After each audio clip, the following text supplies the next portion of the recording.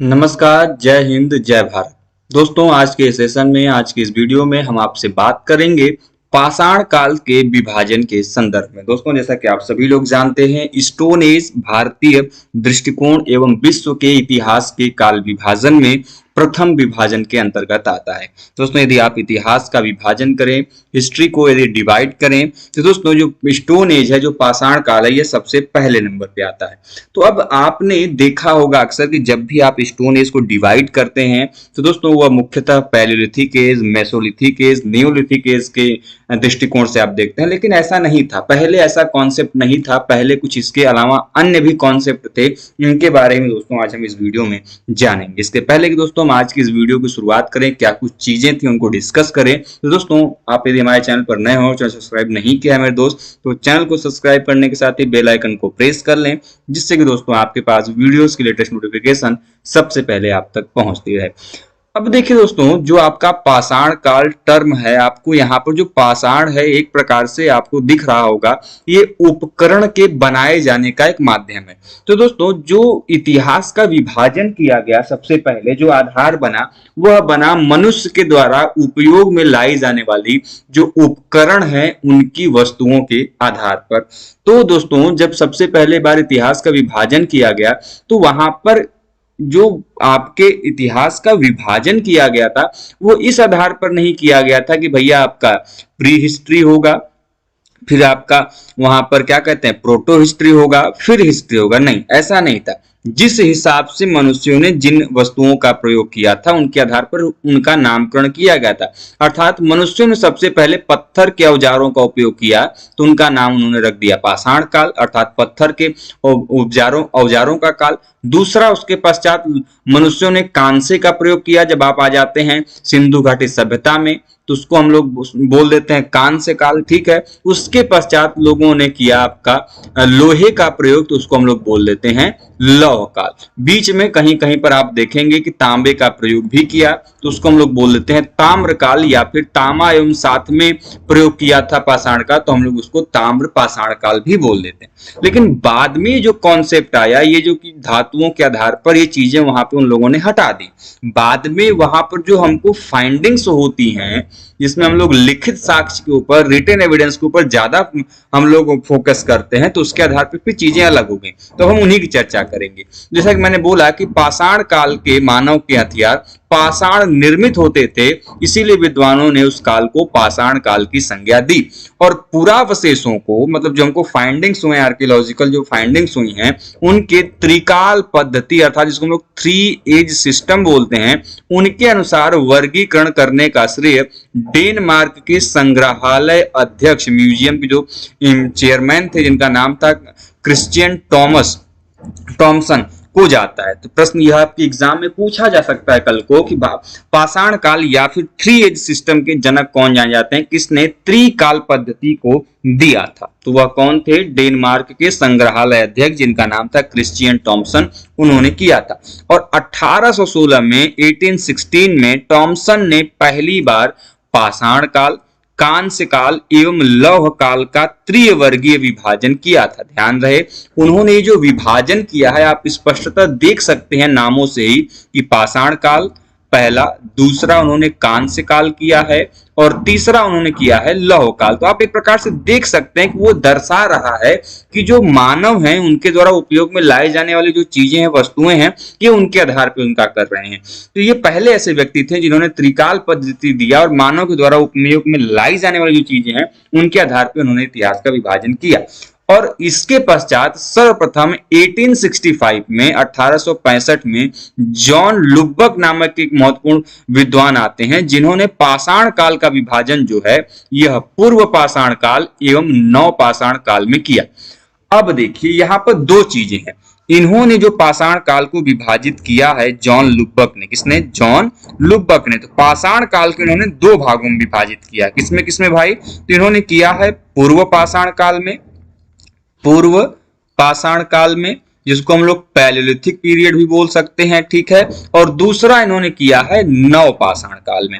किसमें किया है? नव पाषाण काल में, अर्थात इनको हम लोग बोल सकते हैं नियोलिथिक पीरियड में। लेकिन ध्यान रहे कि ये जो पूर्व पाषाण काल या फिर नव पाषाण काल इन्होंने विभाजित किया, तो पाषाण काल में इन्होंने मध्य पाषाण काल का जो क्षेत्र है उनको इन्होंने नहीं बताया। कारण यह भी है कि जब इन्होंने 1865 में मध्य पाषाण काल को नहीं बताया, केवल पूर्व पाषाण काल एवं नव पाषाण काल को बताया, तो उस समय तक मेसोलिथिक पीरियड के बहुत ज्यादा एविडेंस हमको प्राप्त नहीं हुए थे। तो अब जब बाद का समय आएगा लेटर फेज में, जब हमको मेसोलिथिक पीरियड में माइक्रोलिथ्स वगैरह के प्रमाण मिलने शुरू होंगे, तो बाद के कालों में जाके आपका जो मेसोलिथिक पीरियड है यह पाषाण काल का एक भाग बनेगा। लेकिन इनिशियल फेज में जो पाषाण काल था यह केवल 2 भागों में विभाजित माना जाता था, क्योंकि हमको मेसोलिथिक के प्रमाण थे ही नहीं प्राप्त। तो भाई जब हमको उनके एविडेंस प्राप्त ही नहीं होंगे तो हम अपने मन से तो इतिहास का विभाजन नहीं कर सकते। तो ठीक उसी प्रकार पाषाण काल में केवल 2 काल थे, पूर्व पाषाण काल और नव पाषाण काल, और यह जो कॉन्सेप्ट था यह दिया था जॉन लुबक ने।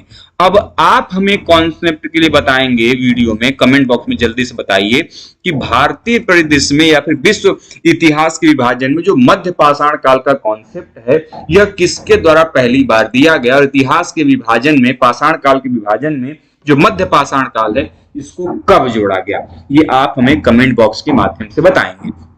देखिए दोस्तों, जो ये जॉन लुबक हैं जिन्होंने पाषाण काल का विभाजन पूर्व पाषाण काल एवं नव पाषाण काल में किया, इनको बाद में लॉर्ड एवेबरी के नाम से भी जाना गया। किसके नाम से? लॉर्ड एवेबरी के नाम से जाना गया। और पूरा पाषाण काल, जिसको हम लोग पैलियोलिथिक पीरियड, और नव पाषाण काल न्यूलिथिक पीरियड है, उनकी शब्दावलियों का सर्वप्रथम उपयोग जॉन लुबक ने 1865 में उनकी जो प्रकाशित पुस्तक है, जो कि अपने आप में बहुत इंपॉर्टेंट है, कई बार एग्जाम में पूछी गई है, जिसका नाम है प्री हिस्टोरिक टाइम्स, में उन्होंने किया था। तो अब आपको ध्यान रखना है पैलियोलिथिक एवं नियोलिथिक से संबंधित जो भी इंपॉर्टेंट शब्दावलियां हैं उनका प्रथम प्रकाशन उन्होंने अपनी पुस्तक, जिसका नाम है प्री हिस्टोरिक टाइम्स, उसमें 1865 में 1865 में किया था।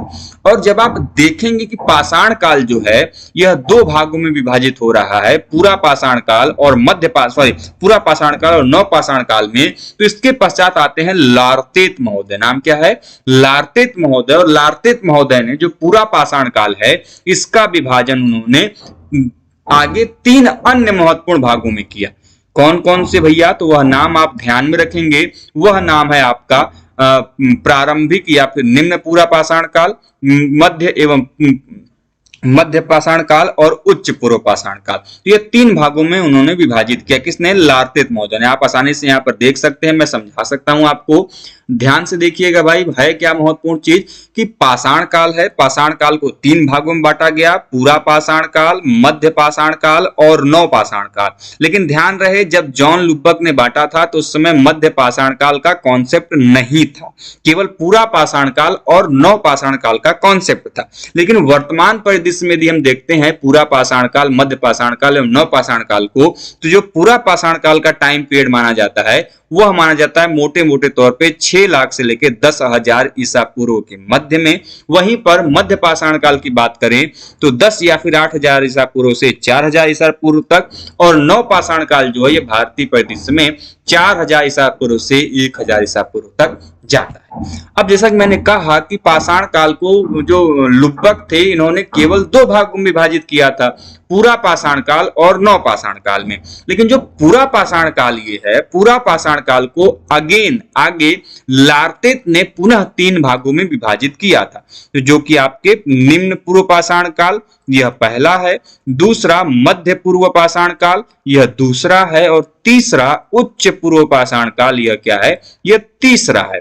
तो यह जो निम्न पूर्व पाषाण युग था यह 6 लाख से लेके 1,50,000 ईसा पूर्व तक माना जाता है। वहीं पर जो आपका मध्य पूरा पाषाण काल था यह आपका 1,50,000 से लेके 35,000 ईसा पूर्व तक माना जाता है, और आपका जो उच्च पूर्व पाषाण युग था यह 30,000 ईसा पूर्व से लेके 10,000 ईसा पूर्व तक माना जाता है। जिसका विभाजन किसके द्वारा किया गया था? तो लार्तेत महोदय जो हैं उनके द्वारा इसका विभाजन किया गया था। ठीक है, आगे दोस्तों हम लोग इसी प्रकार की वीडियोस के माध्यम से आपको इंफॉर्मेशन देते रहेंगे।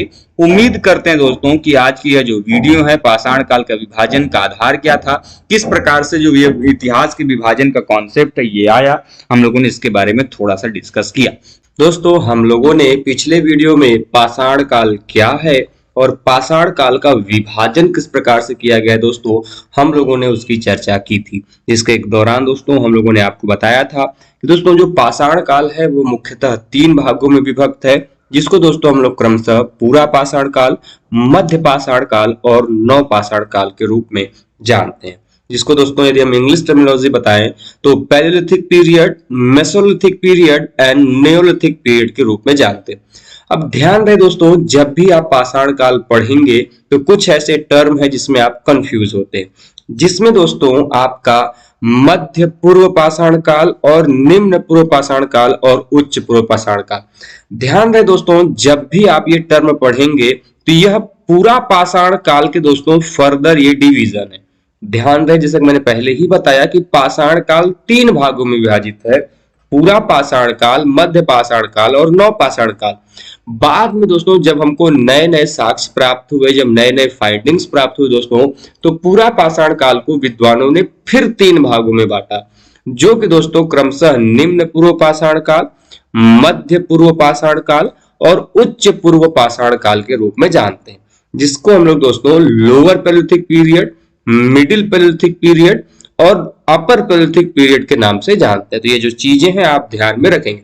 और आज के इस वीडियो में दोस्तों हम लोग डेडिकेटेड जो बात करेंगे, स्पेसिफिकली दोस्तों बात करेंगे निम्न पूर्व पाषाण काल के बारे में, अर्थात दोस्तों लोअर पैलेलिथिक पीरियड के बारे में। दोस्तों जब भी आप पाषाण काल पढ़े तो ध्यान रहे दोस्तों, हर एक पाषाण काल की अपनी कुछ विशिष्टता है, और वो विशिष्टता आधारित किस पे होती है दोस्तों, तो वह विशिष्टता आधारित होती है मुख्यतः 2 चीजों पे। पहली तो उनके द्वारा उपकरण यूज किए जाने वाले प्रकार के आधार पे, कि वो किस प्रकार के उपकरण पर यूज कर रहे हैं, उनके उपकरणों के प्रकार क्या है, उनके जो उपकरण प्रकार किए जा रहे हैं वो किन माध्यम से बने हुए हैं, तो उनके आधार पर उनकी जो सामाजिक संरचना है, उनकी जो गतिविधियां हैं उनके बारे में जान लेते हैं। और यही आधार होता है हमको पाषाण काल के बारे में जानने का। जैसा कि दोस्तों आप सभी लोग जानते हैं, जो पाषाण काल है जिसको हम लोग स्टोन एज बोलते हैं, ये हमारे प्री हिस्ट्री का भाग है। हमारे यहाँ दोस्तों 3 प्रकार के हिस्ट्री को विभाजित किया गया है। कौन कौन सी दोस्तों, तो pre history, proto history and history, जिसको हम लोग दोस्तों प्रागैतिहासिक काल, आद्य ऐतिहासिक काल और ऐतिहासिक काल के रूप में जानते हैं। दोस्तों जो प्री हिस्ट्री है, प्री हिस्ट्री में सबसे ज्यादा जो फेज है दोस्तों वो है आपका पाषाण काल का। प्री हिस्ट्री एक ऐसा हिस्ट्री का भाग है, ये हिस्ट्री का एक ऐसा आपका माध्यम है दोस्तों, जहां पे कि हिस्ट्री को जानने के लिए, इसके बारे में जानने के लिए हमारे पास एक ही मात्र साधन है, एक ही मात्र सोर्स अवेलेबल है दोस्तों, और वह सोर्स है दोस्तों हमारे पास पुरातत्व अर्थात आर्कियोलॉजी। दोस्तों आर्कियोलॉजिकल एविडेंसेस के आधार पर ही हम पाषाण काल के बारे में कुछ जानने या समझने योग्य बातें कर सकते हैं। न तो हमको यहाँ पे कोई लिटरेरी एविडेंस प्राप्त है, न ही इस काल के दोस्तों हमको कोई भी फॉरेन अकाउंट्स या फिर जिसको हम लोग यात्रा वृत्तांत कह लें, उनके बारे में कोई जानकारी नहीं मिलती। रीजन ये है क्योंकि अभी तक मानव ने किसी प्रकार के लिखने का तरीका या फिर कोई ऐसे तरीके को नहीं इजाद किया था जिससे कि हम उसको जान समझ सके। तो हमारे पास एक ही सोर्स बचता है दोस्तों स्टोन एज को जानने का, वो है दोस्तों वन एंड ओनली आर्कियोलॉजी। तो दोस्तों जो भी आर्कियोलॉजिकल एविडेंसेस मिलेंगे हम उन्हीं के आधार पे, चाहे पूरा पाषाण काल हो, मध्य पाषाण काल हो या नव पाषाण काल हो, उनकी चर्चा हम आपसे फर्दर वीडियोस में डिस्कस करेंगे। तो दोस्तों बिना कुछ समय गवाए आइए चलते हैं अपने वीडियो की तरफ। दोस्तों जैसा कि हमने आपको बताया, आज के हमारे डिस्कस का टॉपिक होगा दोस्तों निम्न पूर्व पाषाण काल अर्थात लोअर पैलेलिथिक पीरियड। जैसा कि दोस्तों हमने आपको बताया अभी कि दोस्तों जब भी स्टोन एज आएगा तो उसमें उपकरण यूज किए जाते हैं और उपकरणों के आधार पर हम इनका इतिहास लिखते हैं। तो निम्न पूर्व पाषाण काल में, लोअर पैलेलिथिक पीरियड में दोस्तों इनके उपकरणों के आधार पर इनको 2 वर्गों में बांटा गया है। जो लोअर पैलेलिथिक पीरियड है दोस्तों, उनमें जो वो टूल्स यूज कर रहे हैं, वो जो उपकरण यूज कर रहे हैं, उनके आधार पे इनको 2 भागों में बांटते हैं, जिनको दोस्तों हम क्रमशः चॉपर चॉपिंग या फिर पेबल संस्कृति कहते हैं, पेबल कल्चर कहते हैं, या फिर दोस्तों दूसरा है आपका एस्यूलियन कल्चर अर्थात एस्यूलियन संस्कृति। एस्यूलियन संस्कृति में आपके ध्यान रखेंगे 2 प्रमुख उपकरण यूज किए जाते हैं। वो आपका है दोस्तों हैंडेक्स एंड क्लीवर। ध्यान रखिएगा, मोस्ट इंपॉर्टेंट पॉइंट है, आपके एग्जाम में पूछा जाता है कि एस्यूलियन संस्कृति जो है, जो एस्यूलियन कल्चर है, इसमें कौन से टूल जो है ये इंपॉर्टेंट है, मेजर रोल प्ले करते हैं, तो है आपके हैंडेक्स एंड क्लीवर। तो आपने ये समझ लिया कि भाई जब भी लोअर पैलेलिथिक पीरियड होगा तो मनुष्यों के द्वारा जो उपयोग किए जाने वाले उपकरण होंगे उनके आधार पर हम उनको दो भागों में बांट सकते हैं। जब वो चॉपर चॉपिंग जैसे टूल्स यूज करेंगे जो कि पेबल आपके टेबल्स के बने होते हैं, तो उनको हम लोग पेबल कल्चर के रूप में डिफाइन करते हैं, अर्थात पेबल संस्कृति के रूप में जानते हैं। आगे हम डिस्कस करेंगे कि चॉपर या चॉपिंग क्या होता है। और दूसरा है एस्यूलियन कल्चर। एस्यूलियन कल्चर वो है जहां पे मनुष्य जो है, मानव जो है, वो हैंडेक्स एंड क्लीवर जैसे जो उनके उपकरण है, जो हथियार है, वो उनका उपयोग कर रहे हैं। अब बात करें हम दोस्तों सबसे पहले कि चॉपर चॉपिंग जो आपके उपकरण है दोस्तों, ये सर्वप्रथम हमको इनके प्रमाण सोहन जो नदी घाटी है, जो सोहन वैली है, वहां से हमको मिलते हैं। और यही कारण है कि सबसे पहले प्रमाण हमको इनके सोहन नदी में मिल रहे हैं, इसीलिए हम इनको सोहन कल्चर भी कहते हैं। जैसा कि चॉपर चॉपिंग या फिर पेबल तो संस्कृति कह ही रहे थे, लेकिन इनके प्रमाण हमको सोहन वैली से मिल रहे हैं, इसलिए इसको हम सोहन संस्कृति भी कहते हैं। अब जो कि दूसरा कल्चर है एस्यूलियन कल्चर दोस्तों, हम इसको हैंडेक्स कल्चर भी कहते हैं, हैंडेक्स संस्कृति भी कहते हैं। कारण क्या है, तो मैंने आपको जैसा बताया कि दो प्रमुख औजार हैं, एक हैंडेक्स, दूसरा है क्लीवर, जिसमें हैंडेक्स जो है ये सबसे ज्यादा उपयोग में लाए जाने वाली चीज है। और यही कारण है कि एस्यूलियन कल्चर को हैंडेक्स कल्चर के रूप में भी हम लोग जानते हैं। अब बात करें कि भारत में जो हैंडेक्स है, इसको सबसे पहले 28 सितंबर 1864 को 1864 को प्रोफेसर किंग के द्वारा, जो कि बहुत ही महत्वपूर्ण विद्वान है, इन्होंने मद्रास के वदुमदुरै जो स्थान है और अतिरम पक्कम का आप लोगों ने जरूर नाम सुना होगा, प्रागैतिहासिक दृष्टिकोण से इसका बहुत इंपॉर्टेंस है, pre historical point of view से। तो वदुमरै और अतिरम पक्कम से दोस्तों इन्होंने 28 सितंबर 1824 को प्रोफेसर किंग ने इस स्थान से हैंडेक्स को प्राप्त किया था। लेकिन ध्यान रहे, चूंकि हैंडेक्स सबसे पहले मद्रास से प्राप्त हुआ था, इसीलिए इसे मद्रासी संस्कृति भी कहते हैं। ध्यान रखिएगा, कई सारे नाम आपने जाने। सबसे पहले कि चॉपर चॉपिंग को पेबल संस्कृति पहला नाम, दूसरा एस्यूलियन संस्कृति, और जो पेबल चॉपर चॉपिंग ये सोहन घाटी मिल रहा है, इसलिए सोहन संस्कृति भी कहते हैं। और ये मद्रास के क्षेत्र में हैंडेक्स की पहली प्रमाण मिल रहे हैं, इसीलिए इसको हम लोग मद्रासी संस्कृति भी कहते हैं। तो आपको एक चीज समझना ये पड़ेगा कि कल को यदि आपसे यह सभी नाम कहीं पर देखने को मिले, कौन कौन से नाम भाई साहब, तो नाम मिलेगा पेबल संस्कृति का मिल सकता है, दूसरा मिल सकता है सोहन संस्कृति का, तीसरा मिल सकता है भाई साहब आपको मद्रासी संस्कृति का। तो यह नाम जब भी आपको पूछा जाए कहीं पर, और कहीं पर यह चीज आए, तो यदि इनका काल का निर्धारण करना हो तो आप एक चीज सदैव ध्यान रखेंगे, चाहे मद्रासी संस्कृति हो, पेबल संस्कृति हो या सोहन संस्कृति हो, इनका संबंध किस काल से है, तो ध्यान रखिएगा मेरे भाई, इसका संबंध है निम्न पूर्व पाषाण काल से। ठीक है, निम्न पूर्व पाषाण काल से, अर्थात लोअर पैलेलिथिक पीरियड से इनका संबंध है। उम्मीद करते हैं इतने जो पॉइंट्स हैं आपको समझ में आ गए होंगे। आगे बढ़ते भाई साहब, अब जो ये निम्न पूर्व पाषाण काल है, जिसमें हमको हैंडेक्स क्लीवर जैसी चीजें मिल रही हैं, तो हैंडेक्स के साथ साथ इस संस्कृति में हमको क्लीवर, स्क्रैपर और क्रोड जैसे उपकरण जो हैं, इनके भी प्रमाण हमको यहाँ पर दिखाई देते हैं। आगे बढ़ते हैं। अब देखिए, यदि हम निम्न पूर्व पाषाण काल को पढ़ना चाहते हैं, तो उनको पढ़ने का एक बड़ा अच्छा तरीका है कि उनके जो हमको प्रमाण भारत के विभिन्न क्षेत्रों में मिल रहे हैं, उनको हम बांट सकते हैं। जैसे उत्तरी क्षेत्र हो गया, भारत के उत्तरी क्षेत्र में हमको इनके प्रमाण कहां से दिखाई दे रहे हैं, पश्चिमी क्षेत्र में प्रमाण इनके हमको कहां पे दिखाई दे रहे हैं, जो महाराष्ट्र का इलाका है उनमें प्रमाण कहां दिखाई दे रहे हैं। तो ऐसे भी हम इनको समझ सकते हैं, जो कि आपको बड़ा इंपॉर्टेंट होगा। चलते हैं सबसे पहले कि निम्न पूर्व पाषाण काल के क्षेत्र में सबसे पहले हम चर्चा करेंगे नॉर्दर्न एरिया की, उत्तरी क्षेत्र, जिसमें सबसे महत्वपूर्ण क्षेत्र आता है आपका शिवालिक रेंज।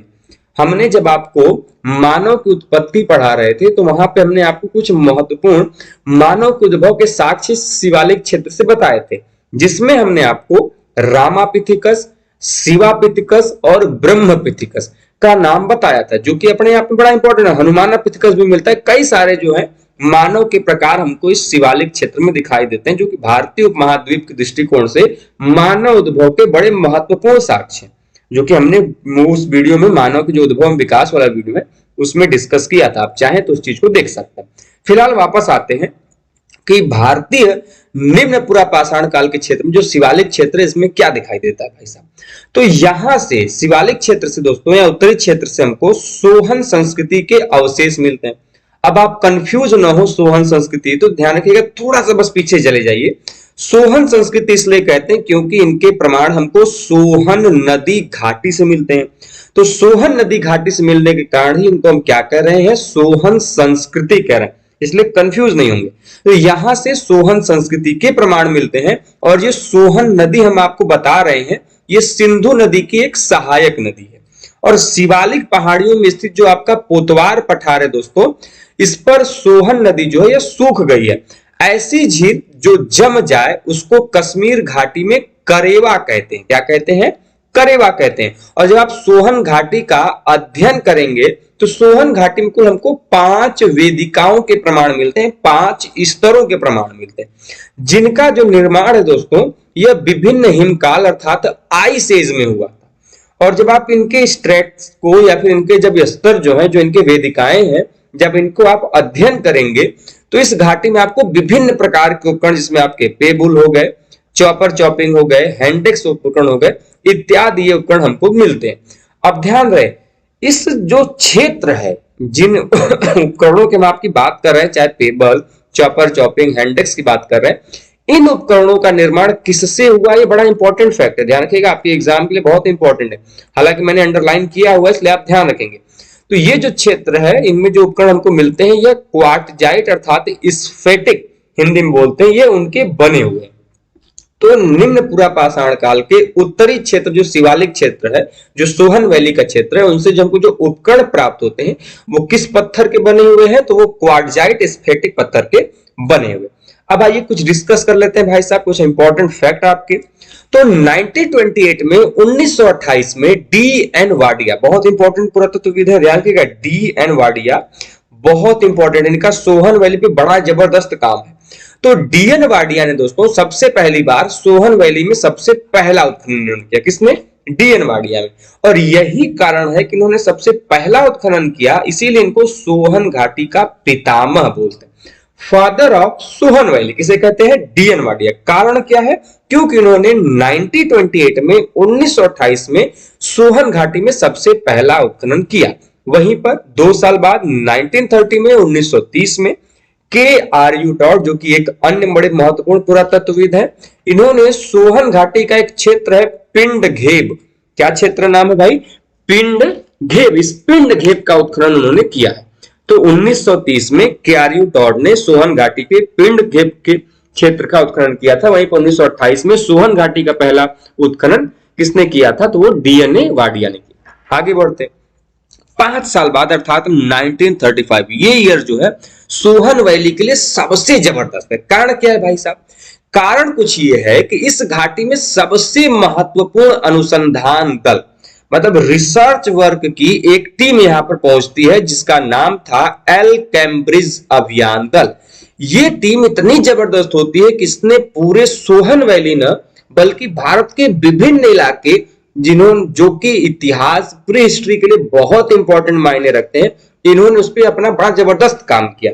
एल कैम्ब्रिज अभियान दल का प्री हिस्टोरिक इंडियन टाइम पे बड़ा जबरदस्त रिसर्च है भाई। तो इन्होंने 1935 में इस घाटी में एक अनुसंधान दल भेजा, जिसका नाम है एल कैम्ब्रिज अभियान दल। और इस दल ने दोस्तों कश्मीर घाटी से लेकर पाकिस्तान में स्थित साल्ट रेंज, जो कि नमक की पहाड़ी है, इसको लोग सॉल्ट रेंज बोलते हैं, वहां तक एक विस्तृत सर्वेक्षण किया और विभिन्न प्रकार के इनको एविडेंस मिले, जो कि pre historic point of view से बहुत इंपॉर्टेंट है। सोहन घाटी में दोस्तों मानव आवास के जो साक्ष्य हमको है, इनके साक्ष्य एवं हैंडेक्स प्राप्त करने वाले एच.डी. सांकालिया महोदय थे। एच.डी. सांकालिया एक बड़ा इंपॉर्टेंट नाम है भाई साहब। एच.डी. सांकालिया जो है, इन्होंने सबसे पहली बार मानव आवास और हैंडेक्स को प्राप्त करने वाले विद्वानों में से यह एक है जहां पर इनको मानव आवास के तो प्रमाण मिले ही मिले, साथ में उनको हैंडेक्स के प्रमाण भी साथ ही साथ उनको मिले। और संकलिया महोदय ने दोस्तों लिद्दर नदी, ध्यान रखिएगा, लिद्दर नदी के तट पर स्थित पहलगाम जो पूरा स्थल है, यहां से इनकी प्राप्ति की थी।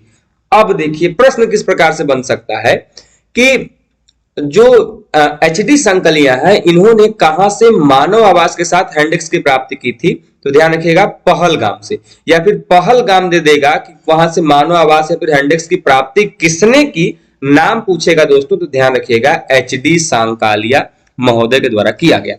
वहीं पर दोस्तों यदि हम सोहन घाटी के अन्य स्थलों की बात करें तो उसमें आपका मलकपुर क्षेत्र है, चौंतारा क्षेत्र है, कलार क्षेत्र है एवं चौमुख जो क्षेत्र है दोस्तों, ये बड़े इंपॉर्टेंट पुरातात्विक स्थल और यहां से हमको विभिन्न प्रकार के उपकरण दिखाई देते हैं, जिनमें से दोस्तों जो चौंतारा पूरा स्थल है, यहीं से दोस्तों हमको दक्षिण का विशिष्ट उपकरण जो आपका हैंडेक्स है, इसकी प्राप्ति होती है।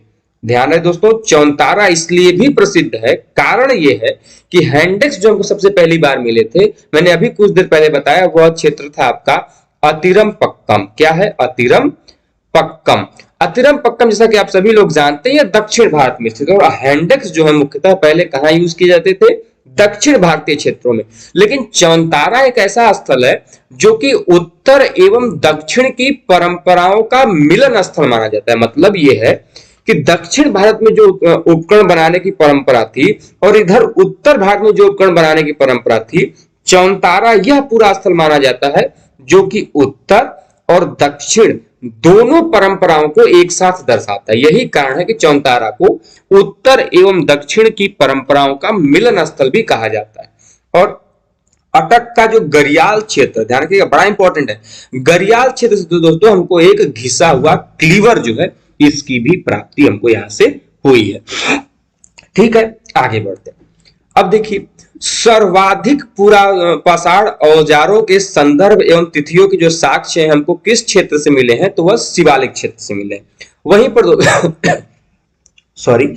पर दोस्तों जो झेलम नदी है उसके तट पर स्थित जो दीना एवं जलालपुर क्षेत्र जो है दोस्तों, वह शिवालिक का पिंजौर क्षेत्र इस मामले में बड़ा समृद्ध है, जहां से दोस्तों हमको जो पूरा पाषाण औजार है उनके संदर्भ में तिथियों के साक्ष्य हमको प्राप्त होते हैं। अब आपको दो चीजें यहां पर दिखाई दें, क्या कि जो दीना और जलालपुर जो क्षेत्र है यह किस नदी के तट पर स्थित है। जो आर्कियोलॉजी के बच्चे वो ध्यान रखेंगे, ऐसे प्रश्न आपके यूजीसी नेट के पेपर में पूछे जाते हैं कि दीना एवं जलालपुर जो क्षेत्र है यह किस नदी के तट पर स्थित है, तो यह झेलम नदी के तट पर स्थित है। और यहां से हमको पूरा पाषाण कालीन जो मतलब जो पैलियोलिथिक पीरियड की जो हमको टूल्स मिलते हैं, उनसे हमको जो आपके जो डेटिंग से निकालने में बड़ा सहायता प्राप्त होती है। ठीक है, वहीं पर यदि आप चले आए 1951 में 1991 दोस्तों, तो ओलफ रूफर ने दोस्तों सतलज की जो सहायक नदी सिरसा घाटी में स्थित बड़ा इंपॉर्टेंट आपका पुरास्थल, इसका नाम दोस्तों नलगढ़, ध्यान रखिएगा बहुत महत्वपूर्ण पुरास्थल है। नलगढ़ के समीप दोस्तों निम्न पूरा पाषाण उपकरणों को खोजा था। ध्यान रहे 1951 ओलफ रूफर ने दोस्तों सतलज की सहायक सिरसा नदी घाटी में स्थित क्या है पूरा स्थल का नाम? नलगढ़। उन्होंने उस समीप से उस स्थान से क्या खोजा था? तो निम्न पूरा पाषाण कालीन उपकरणों को खोजा था। दोस्तों 1955 में बीबी लाल महोदय ने, जो कि बीबी लाल बहुत ही प्रसिद्ध पुरातत्वविद हैं दोस्तों, जिनका हाल ही में कुछ वर्ष पहले दोस्तों इनका निधन हुआ, तो इन्होंने बीबी लाल ने दोस्तों हिमाचल के गुलेर, देहरा, घलियारा एवं कांगड़ा का उत्खनन किया। ध्यान रखिएगा बहुत इंपॉर्टेंट है, ये पुरास्थल आपके एग्जाम में पूछे जाते हैं। तो पुरास्थल के नाम हमने आपको क्या बताया? पहला तो बताया दोस्तों आपको गुलेर, दूसरा देहरा, तीसरा घलियारा और चौथा कांगड़ा। इसका उत्खनन किसने किया दोस्तों? तो इसका उत्खनन किया है आपके बीबी लाल सर ने। बहुत इंपॉर्टेंट है, ध्यान रखेंगे। आगे बढ़ते हैं। अगला क्या पॉइंट है भाई कि यह सभी स्थल जो हमने आपको बताए, गुलेर, देहरा, घलियारा, कांगड़ा, ये सभी स्थल दोस्तों ब्यास और बाण गंगा घाटी में स्थित है। जबकि दोस्तों कांगड़ा पाताल गंगा और बाण गंगा के संगम पर स्थित है। ध्यान रखिएगा बड़ा महत्वपूर्ण स्थल है, आपके एग्जाम में पूछा जाता है कि कौन सा पूरा स्थल कहां पर स्थित है। दोस्तों यह जो पूरा स्थल है यह कहां स्थित है? तो यह दोस्तों आपके पाताल गंगा और बाण गंगा के संगम पर स्थित है। 1954 में दोस्तों ब्यास की जो सहायक नदी तट पर स्थित दोस्तों यहाँ पर जो दौलतपुर क्षेत्र है, इससे दोस्तों वाईडी शर्मा जो कि बहुत ही महत्वपूर्ण पुरातत्वविद हैं दोस्तों, इन्होंने इस दौलतपुर क्षेत्र से चॉपर चॉपिंग जो उपकरण दोस्तों निम्न पूरा पाषाण काल के, जैसे मैंने आपको पहले ही बताया था दोस्तों, इस उपकरण को प्राप्त इन्होंने किया था। तो 1954 में दौलतपुर क्षेत्र से वाईडी शर्मा ने किसकी प्राप्ति की थी? चॉपर चॉपिंग जैसे उपकरण की प्राप्ति की थी। वहीं पर दोस्तों दिल्ली का दोस्तों जो अनंगपुर क्षेत्र है, यहां से दोस्तों हमको एस्यूलियन औजारों के साथ साथ पूरा पाषाण युगीन सभ्यता के भी साक्ष्य दिखाई देते हैं। बहुत इंपॉर्टेंट फैक्ट है। फैक्ट ये है कि पहली चीज की अनंगपुर स्थित कहां पे है? दिल्ली पे है। यहां से किसकी प्राप्ति हो रही है? एस्यूलियन औजारों की। उसके साथ क्या प्राप्त हो रहा है? पूरा पाषाण कालीन सभ्यता के साक्ष्य मिल रहे। साथ में दोस्तों जो चंडीगढ़ का होशियारपुर क्षेत्र है दोस्तों, जहां से जीसी महापात्र ने दोस्तों 20 एस्यूलियन स्थल खोजे। बहुत इंपॉर्टेंट। मैंने क्या बताया भाई साहब? ये बताया पहली चीज कि दिल्ली का अनंगपुर क्षेत्र संबंधित किससे है? एस्यूलियन उपकरणों के लिए है, अर्थात किससे संबंधित है? निम्न पूरा पाषाण काल संबंधित है। यहाँ से मिले क्या है? एस्यूलियन औजार मिले हैं, साथ में पूरा पाषाण युगीन सभ्यता के साक्ष्य मिले। वहीं पे बात करें दोस्तों होशियारपुर क्षेत्र की स्थित कहाँ पे है? चंडीगढ़ में स्थित है। यहाँ पर किसने खोजा? तो जीसी महापात्र ने खोजा। क्या खोजा? 20 एस्यूलियन उपकरण जो है वह स्थल जो है उन्होंने खोजे। वहीं पर दोस्तों सिंगरौली जो क्षेत्र है और बेलन घाटी जो क्षेत्र है, इससे भी हमको दोस्तों इस काल के उपकरण हमको प्राप्त होते हैं। दोस्तों बेलन घाटी का आप लोगों ने नाम सुना होगा, जो कि बहुत ही रिच वैली है दोस्तों। तो दोस्तों जो बेलन नदी है उसके दक्षिण में बिंद की पहाड़ियां स्थित हैं, जो कि दोस्तों बाद में कैमूर श्रृंखला पर्वत में जाके मिल जाती। और इन्हीं पहाड़ी के ऊपर दोस्तों मुरली महुगढ़, चंदातारी, रामगढ़वा और दोस्तों जो पूरा स्थल है, इसके अलावा कोसकन गाढ़ा, बेलहरी, करौदिया आदि निम्न पूरा पाषाण कालीन जो स्थल दोस्तों यह क्या है? स्थित है। अब देखिए आपके एग्जाम में प्रश्न किस प्रकार से पूछे जा सकते हैं कि ये जो पुरास्थल, इसमें हमने आपको चर्चा में बताया विषय की मुरली महुगढ़, चंदातारी, रामगढ़वा, कुशनकुरनानगढ़, बेलहरी, कनौदिया, यह किस काल के संबंधित है? तो सबसे पहली बात यह स्थित है निम्न पूरा पाषाण काल अर्थात लोअर पैलेolithic पीरियड से संबंधित है। ये स्थित है कहाँ? तो दोस्तों ये जो बेलन नदी की जो बिंद पहाड़ी जो कैमूर पर्वत श्रृंखला है दोस्तों, इन्हीं पहाड़ियों के ऊपर स्थित है। ये तो हो गई दोस्तों आपकी उत्तरीय क्षेत्र की बात। जब हमने तक हमने आपको बताया ये निम्न पूर्व पाषाण काल के उत्तरी क्षेत्र की बात की।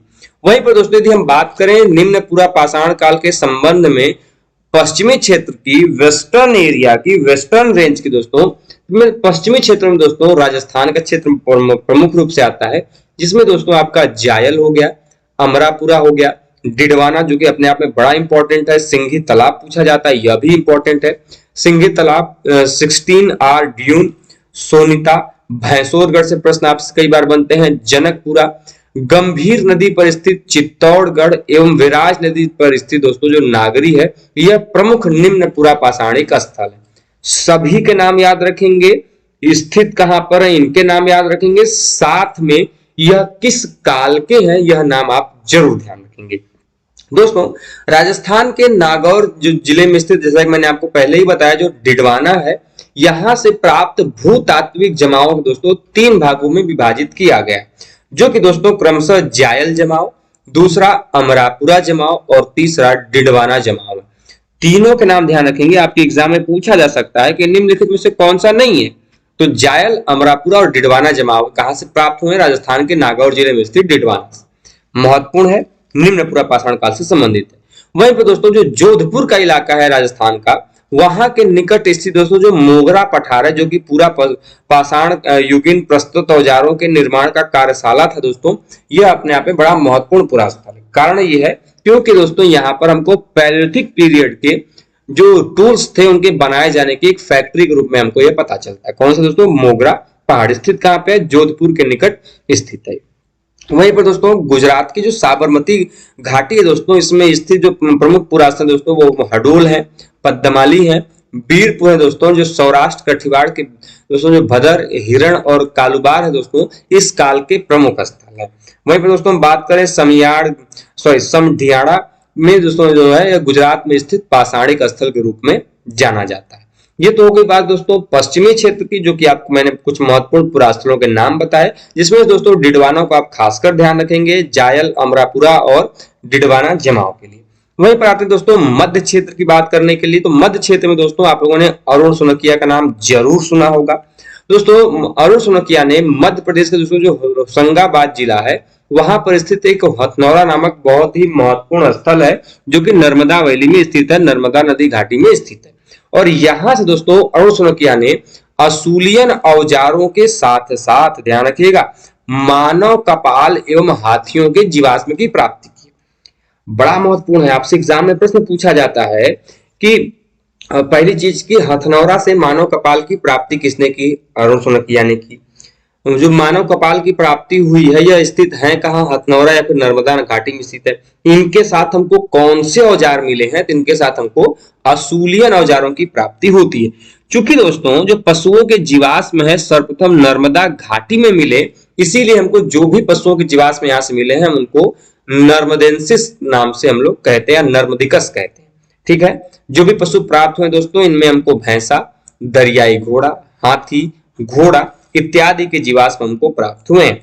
अब ध्यान है दोस्तों, जो हाथी के जीवाश्म है इनको हम लोग स्टेडोगोडा गणेशा एवं एलिफास हिसुड्रिकस कहा गया। दोनों जो नाम है आपके लिए बड़े महत्वपूर्ण है क्योंकि पूछ लिए जाते हैं कि नर्मदा घाटी में जो हाथियों के जीवाश्म मिले हैं इनका क्या वैज्ञानिक नाम है। तो वैज्ञानिक नाम जो है आप जरूर ध्यान में रखेंगे। आगे बढ़ते हैं। अगला क्या है दोस्तों? अगला ये है कि अब देखिए एपी खत्री, बड़ा इंपॉर्टेंट नाम है। एपी खत्री जो है यह बहुत ही महत्वपूर्ण विद्वान है। एपी खत्री ने दोस्तों नर्मदा घाटी में ओल्डवा प्रकार के पेबल उपकरण जो है प्राप्त किए थे। कई प्रकार के उपकरण होते हैं, वो ओल्डवा उपकरण होते हैं, लवा लवा उपकरण होते हैं। तो अलग अलग तकनीक के द्वारा जो उपकरण बनाए जाते हैं तो उनकी तकनीक के आधार पर उनका नाम रखा जाता है। और ओल्डवा उपकरण जो है इन पेबल उपकरणों के आधार पर ही एपी खत्री ने सबसे पहली बार नर्मदा घाटी में इनको प्राप्त किया था। और यह जो उपकरण है सर्वप्रथम महादेव पिपरिया से प्राप्त किए गए थे, इसीलिए इन उपकरणों को महादेवियन उपकरण भी कहा जाता है। ठीक है, ध्यान रखिएगा, बड़ा इंपॉर्टेंट है। मध्य नर्मदा घाटी से प्राप्त जो भूतात्विक जमाव है इनको हम लोग 4 भागों में बांट सकते हैं। मध्य नर्मदा घाटी के जो प्राप्त भूतात्विक जमाव है इनको हम लोग 4 भागों में बांट सकते हैं। पहला शोभापुर जमाव, दूसरा नरसिंहपुर जमाव, तीसरा देवा कछार जमाव और चौथा झलोन जमाव। चारों के नाम आप ध्यान में रखेंगे। अब देखिए इनमें से जो झलोन जमाव है दोस्तों इसमें पावाल घाट, गुरुवारा स्थलों के बीच ज्वालामुखी के उद्गार से निकली राख के जमाव मिलते हैं। ध्यान रखिएगा, बड़ा इंपॉर्टेंट है। और यहीं से दोस्तों जो कि मध्य घाटी के प्राप्त ज्वालामुखी जमाव की तुलना में बहुत ही पतला और सीमित है। ठीक है, आगे बढ़ते हैं दोस्तों। सोन घाटी में आप लोगों ने बाघोर पुरास्थल का नाम सुना होगा जो कि अपने आप में बड़ा महत्वपूर्ण स्थल है। स्थित कहाँ पे है दोस्तों? यह सोन घाटी। देखिए दोनों अलग अलग है, एक सोहन घाटी वह अलग है, एक सोन घाटी यह अलग है। तो सोन घाटी में दोस्तों जो बाघोर है यहां तक दोस्तों इलाहाबाद विश्वविद्यालय एवं अमेरिका का दोस्तों जो बर्कले विश्वविद्यालय है इसके संयुक्त निर्देशन में दोस्तों GR शर्मा और JD क्लार्क के द्वारा दोस्तों यहाँ पर उत्खनन किया गया था। कहां पर? बागोर में। बागोर स्थित कहां पे है? सोन वैली में। उत्खनन किसने किया? GR शर्मा एवं JD क्लार्क ने। जब यह नाम न देगा तो आपको संस्थाओं का नाम पूछेगा, तो इलाहाबाद विश्वविद्यालय एवं बर्कले विश्वविद्यालय। सोन घाटी में दोस्तों यहाँ जो बाघोर क्षेत्र है यहां से हमको पशुओं के जीवाश्म और वेदिका की आकृति की प्राप्ति हुई है। कहां से? बागोर क्षेत्र से। वहीं पर दोस्तों सोन घाटी के प्राचीन नवीन स्थलों के क्रम की बात करें दोस्तों तो उसमें आपका सिहावल, पटपरा, बाघोर और दोस्तों खैंतोही है। ध्यान रखिएगा, चारों के नाम बड़े इंपॉर्टेंट है। सोन घाटी के जो नवीन स्थलों के क्रम है उसमें सबसे पहले सिहावल, फिर पटपरा, फिर बाघोर और खौतेही आता है। इनमें दोस्तों जो सिहावल है ये सबसे पुराना होगा, अर्थात ये सबसे नीचे इसका स्तर है और सबसे निचला जमाव है। खौतेही जो है दोस्तों ये सबसे ऊपरी जमाव मिलता है जो कि सबसे नया जमाव है। इसके अलावा दोस्तों मैहर, समनापुर, नरसिंहपुर और सीहोर भी दोस्तों मध्य प्रदेश के प्रमुख पाषाणिक स्थल के रूप में हमको जाने जाते हैं। आगे बढ़ते हैं दोस्तों महाराष्ट्र के क्षेत्र की तरफ कि महाराष्ट्र के क्षेत्र में दोस्तों कहां से हमको इनके प्रमाण जो निम्न पूरा पाषाणिक प्रमाण है ये हमको दिखाई देते हैं। तो यदि हम इनकी बात करते हैं दोस्तों तो महाराष्ट्र के प्रमुख स्थलों में जो कि सबसे प्रमुख आता है आपका वह आता है चिरकी नेवासा। चिरकी नेवासा के दोस्तों आप लोगों ने जरूर नाम सुना होगा। इनके संदर्भ में दोस्तों गुजरून कार्नविस का नाम सुना होगा, जो कि बड़े महत्वपूर्ण है। तो दोस्तों महाराष्ट्र के प्रमुख स्थलों में चिरकी नेवासा, गोदावरी तट पर स्थित दोस्तों गंगापुर, भदने, यसर और बोरी, जिसको हम दोस्तों वारी भी कहते हैं, एवं मेर गांव जो दोस्तों यह क्या है, प्रमुख है। दोस्तों वहीं पर हमने आपकी चिरका नेवासा की बात की ही, तो यहां से दोस्तों हमको ट्रैप, बेसाल्ट एवं डोलेराइट पत्थर के एस्यूलियन उपकरण मिले हैं। कहां से? चिरकी नेवासा से। ध्यान रखेंगे, महत्वपूर्ण है मेरे भाई। आगे बढ़ते हैं, अगला पॉइंट क्या है कि इसे उपकरण निर्माण की कार्यशाला माना गया। जो चिरकी नेवासा है दोस्तों ना, जहां से हमको ट्रैप, बेसाल्ट या फिर डोलेराइट पत्थर के एस्यूलियन उपकरण मिले हैं, इनको हम लोग उपकरण निर्माण की कार्यशाला कहते हैं, क्योंकि यहाँ से निर्मित, अर्धनिर्मित उपकरण और उनकी निर्माण सामग्री प्राप्त हुई, जिसके आधार पर हम ये मानते हैं कि ये क्या है, निर्मित है। वहीं पर हम आगे बात करते हैं कि कुकड़ी नदी के तट पर स्थित जो बोरीपुरा है दोस्तों, यहां से निम्न पूरा पाषाण काल की प्राचीनतम तिथि ज्ञात हुई। ध्यान रखिएगा, बड़ा महत्वपूर्ण है। आपसे प्रश्न एग्जाम में पूछा जाता है कि वह कौन सा निम्न पूरा पाषाणिक स्थल है जहां से निम्न पूरा पाषाण काल की प्राचीनतम, ओल्डेस्ट जो डेटिंग है वो काउंट की गई है। तो वो आपका स्थल है बोरी, और स्थित किस नदी किनारे पे दोस्तों? वह है आपकी कुकड़ी नदी। अतः दोस्तों जो बोरी है ये सबसे प्राचीनतम निम्न पूरा पाषाण युगीन क्या है दोस्तों? स्थल है। बोरी से प्राप्त दोस्तों जो ज्वालामुखी राख की जमाव है, यह लगभग 13 लाख ईसा पूर्व निर्धारित की गई। कितनी निर्धारित की भाई साहब? 13 लाख ईसा पूर्व।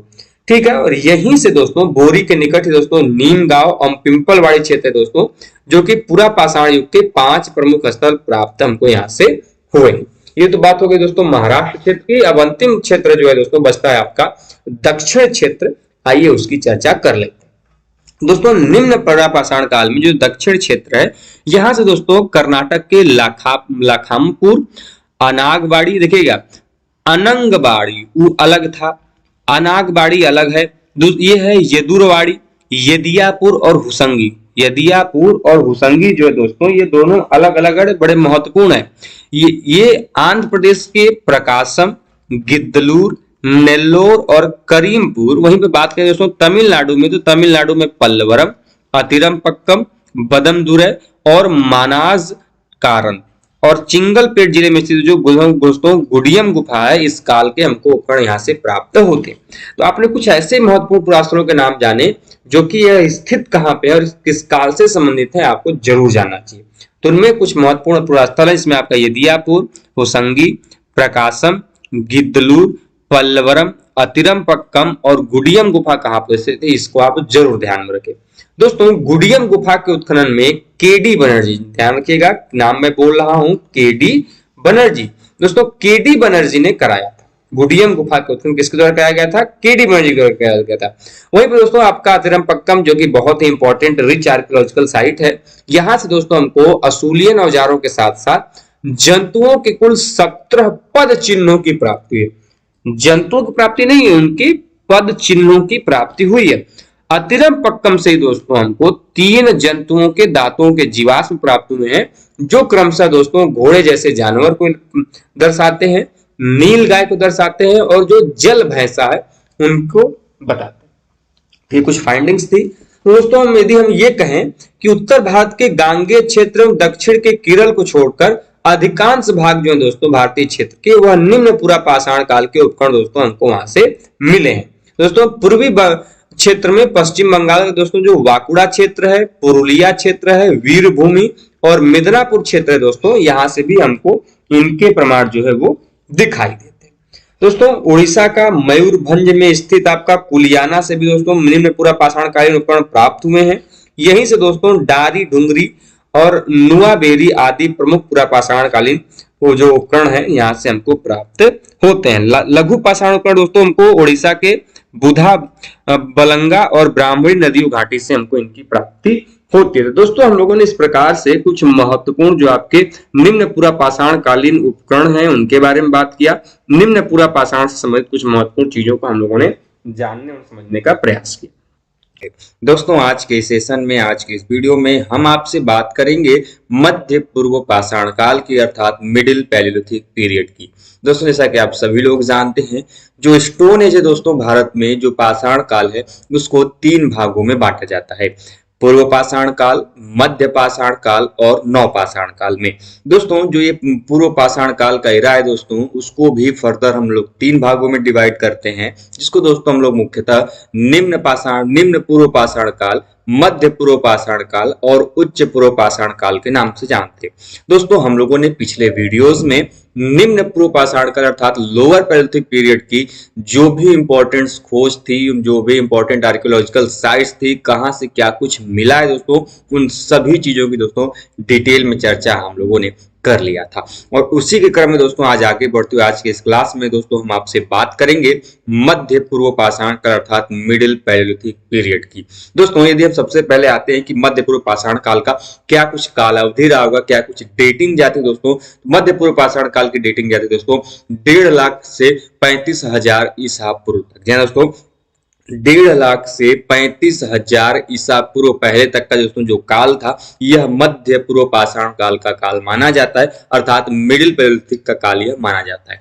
दोस्तों ध्यान है दोस्तों, ये जो मध्य पूर्व पाषाण काल का दोस्तों जो डेटिंग है, यह महाराष्ट्र के मूला बांध, ध्यान रखिएगा, महाराष्ट्र के मूला बांध तथा दोस्तों मध्य प्रदेश के रति करार से इस काल की रेडियो कार्बन जो तिथियां हैं ये प्राप्त की गई थी, जिनके फलस्वरूप उनको जो हम लोग जो पढ़ रहे हैं दोस्तों कि 1.5 लाख से 35,000 ईसा पूर्व दोस्तों इनकी जो डेटिंग वो निकल कर आई है। ये कहां से प्राप्त होती है दोस्तों, तो इनकी 2 डेटिंग बड़ा इंपॉर्टेंट है, महाराष्ट्र के मूला बांध से तथा दोस्तों मध्य प्रदेश के जो रति करार क्षेत्र है दोस्तों वहां से रेडियो कार्बन जो डेटिंग है दोस्तों इनसे तिथियां निकल कर आई है, ये डेटिंग निकल कर आई।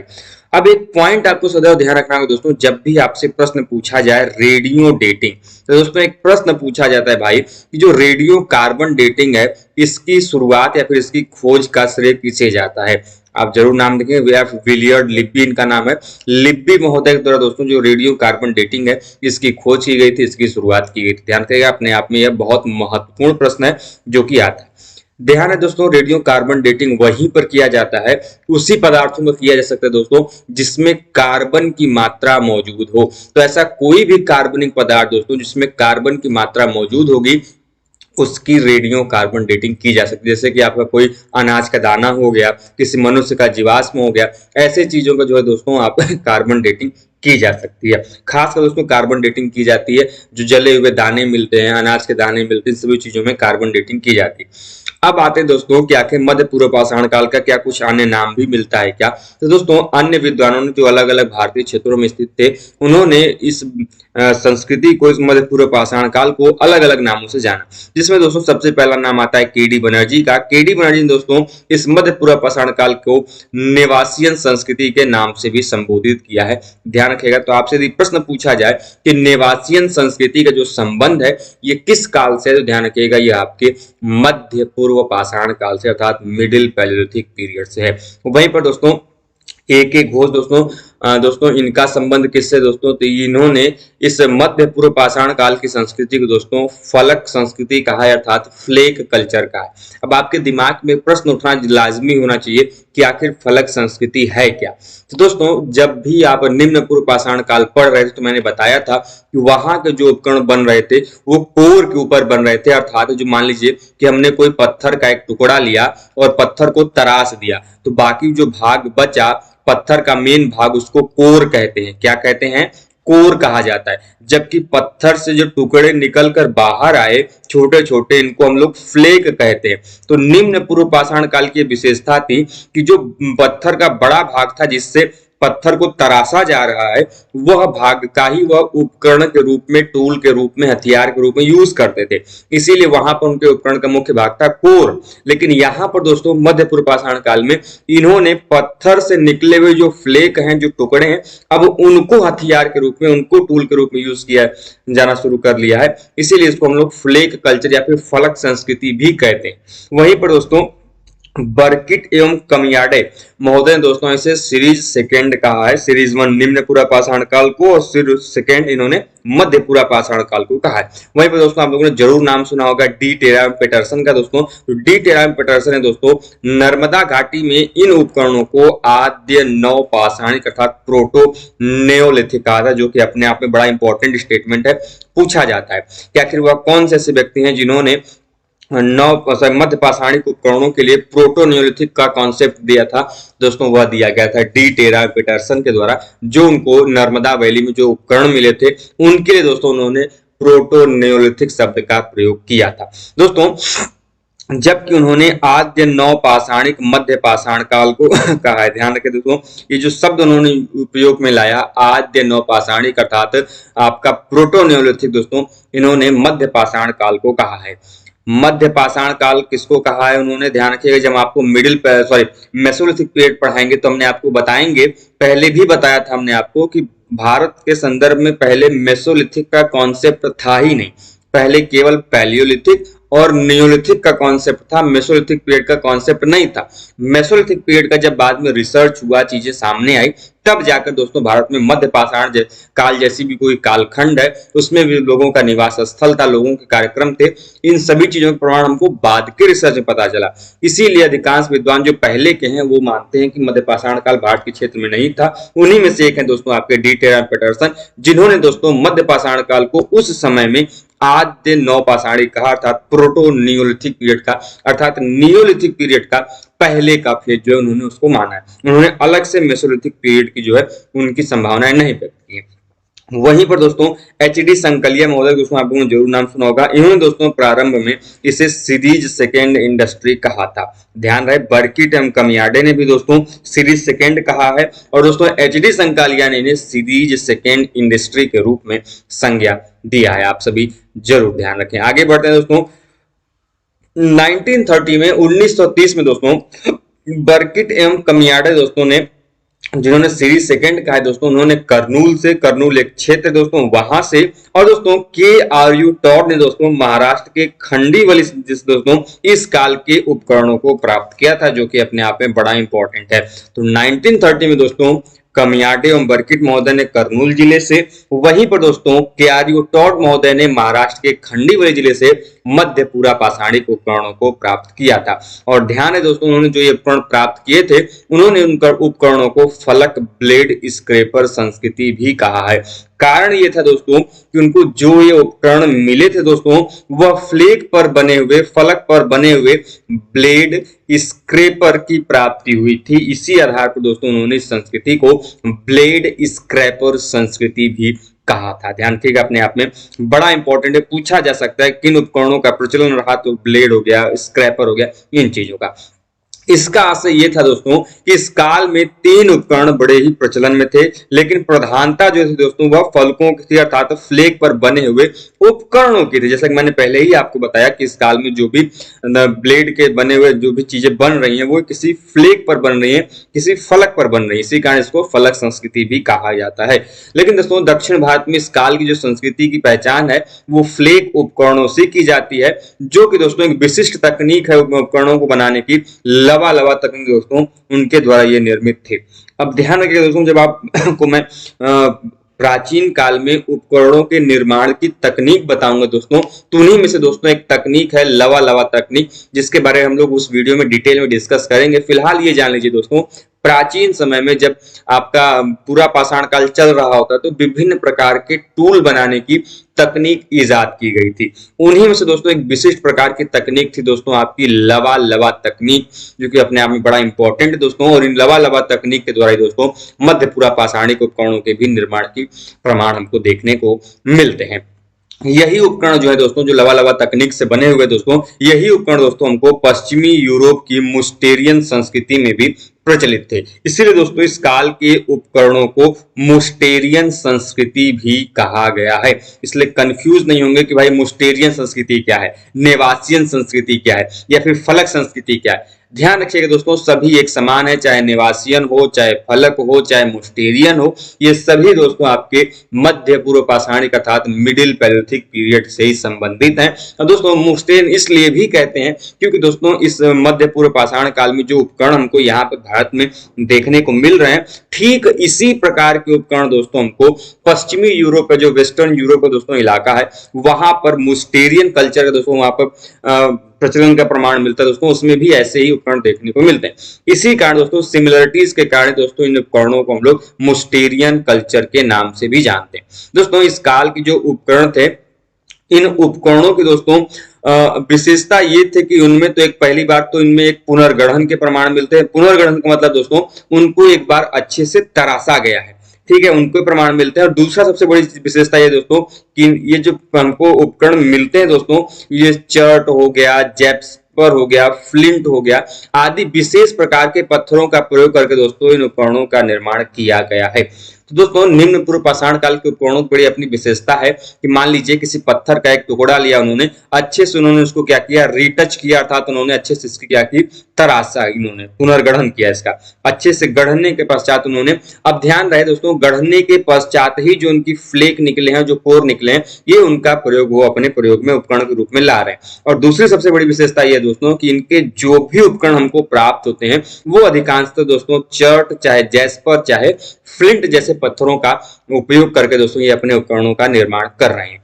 दोस्तों महाराष्ट्र में स्थित आप लोगों ने नेवासा पुरास्थल का नाम जरूर सुना होगा दोस्तों, जो कि दोस्तों इस संस्कृति का प्रारूप स्थल अर्थात प्रोटोसाइट है दोस्तों। इसीलिए दोस्तों इस मध्य एवं प्रायद्वीपीय भारत के मध्य पूरा पाषाण कालीन सभ्यता को दोस्तों नेवासा उद्योग की भी संज्ञा दी गई है, जो कि अपने आप में बड़ा इंपॉर्टेंट है। ध्यान रहे दोस्तों, महाराष्ट्र में स्थित जो नेवासा पुरास्थल है, यह मध्य पूरा पाषाण काल के लिए एक प्रारूप स्थल के रूप में प्रोटोसाइट के रूप में कार्य करता रहा है, अर्थात प्रोटोसाइट के रूप में जाना जाता है। अर्थात ये प्रारंभिक स्थल है जहां से हमको इस संस्कृति के प्रमाण हमको दिखाई देते हैं। और यही कारण है दोस्तों कि मध्य एवं प्रायद्वीपीय भारत के लगे हुए क्षेत्रों में दोस्तों ये मध्य पूरा पाषाण कालीन सभ्यता को नेवासी उद्योग के नाम से भी हम लोग जानते हैं।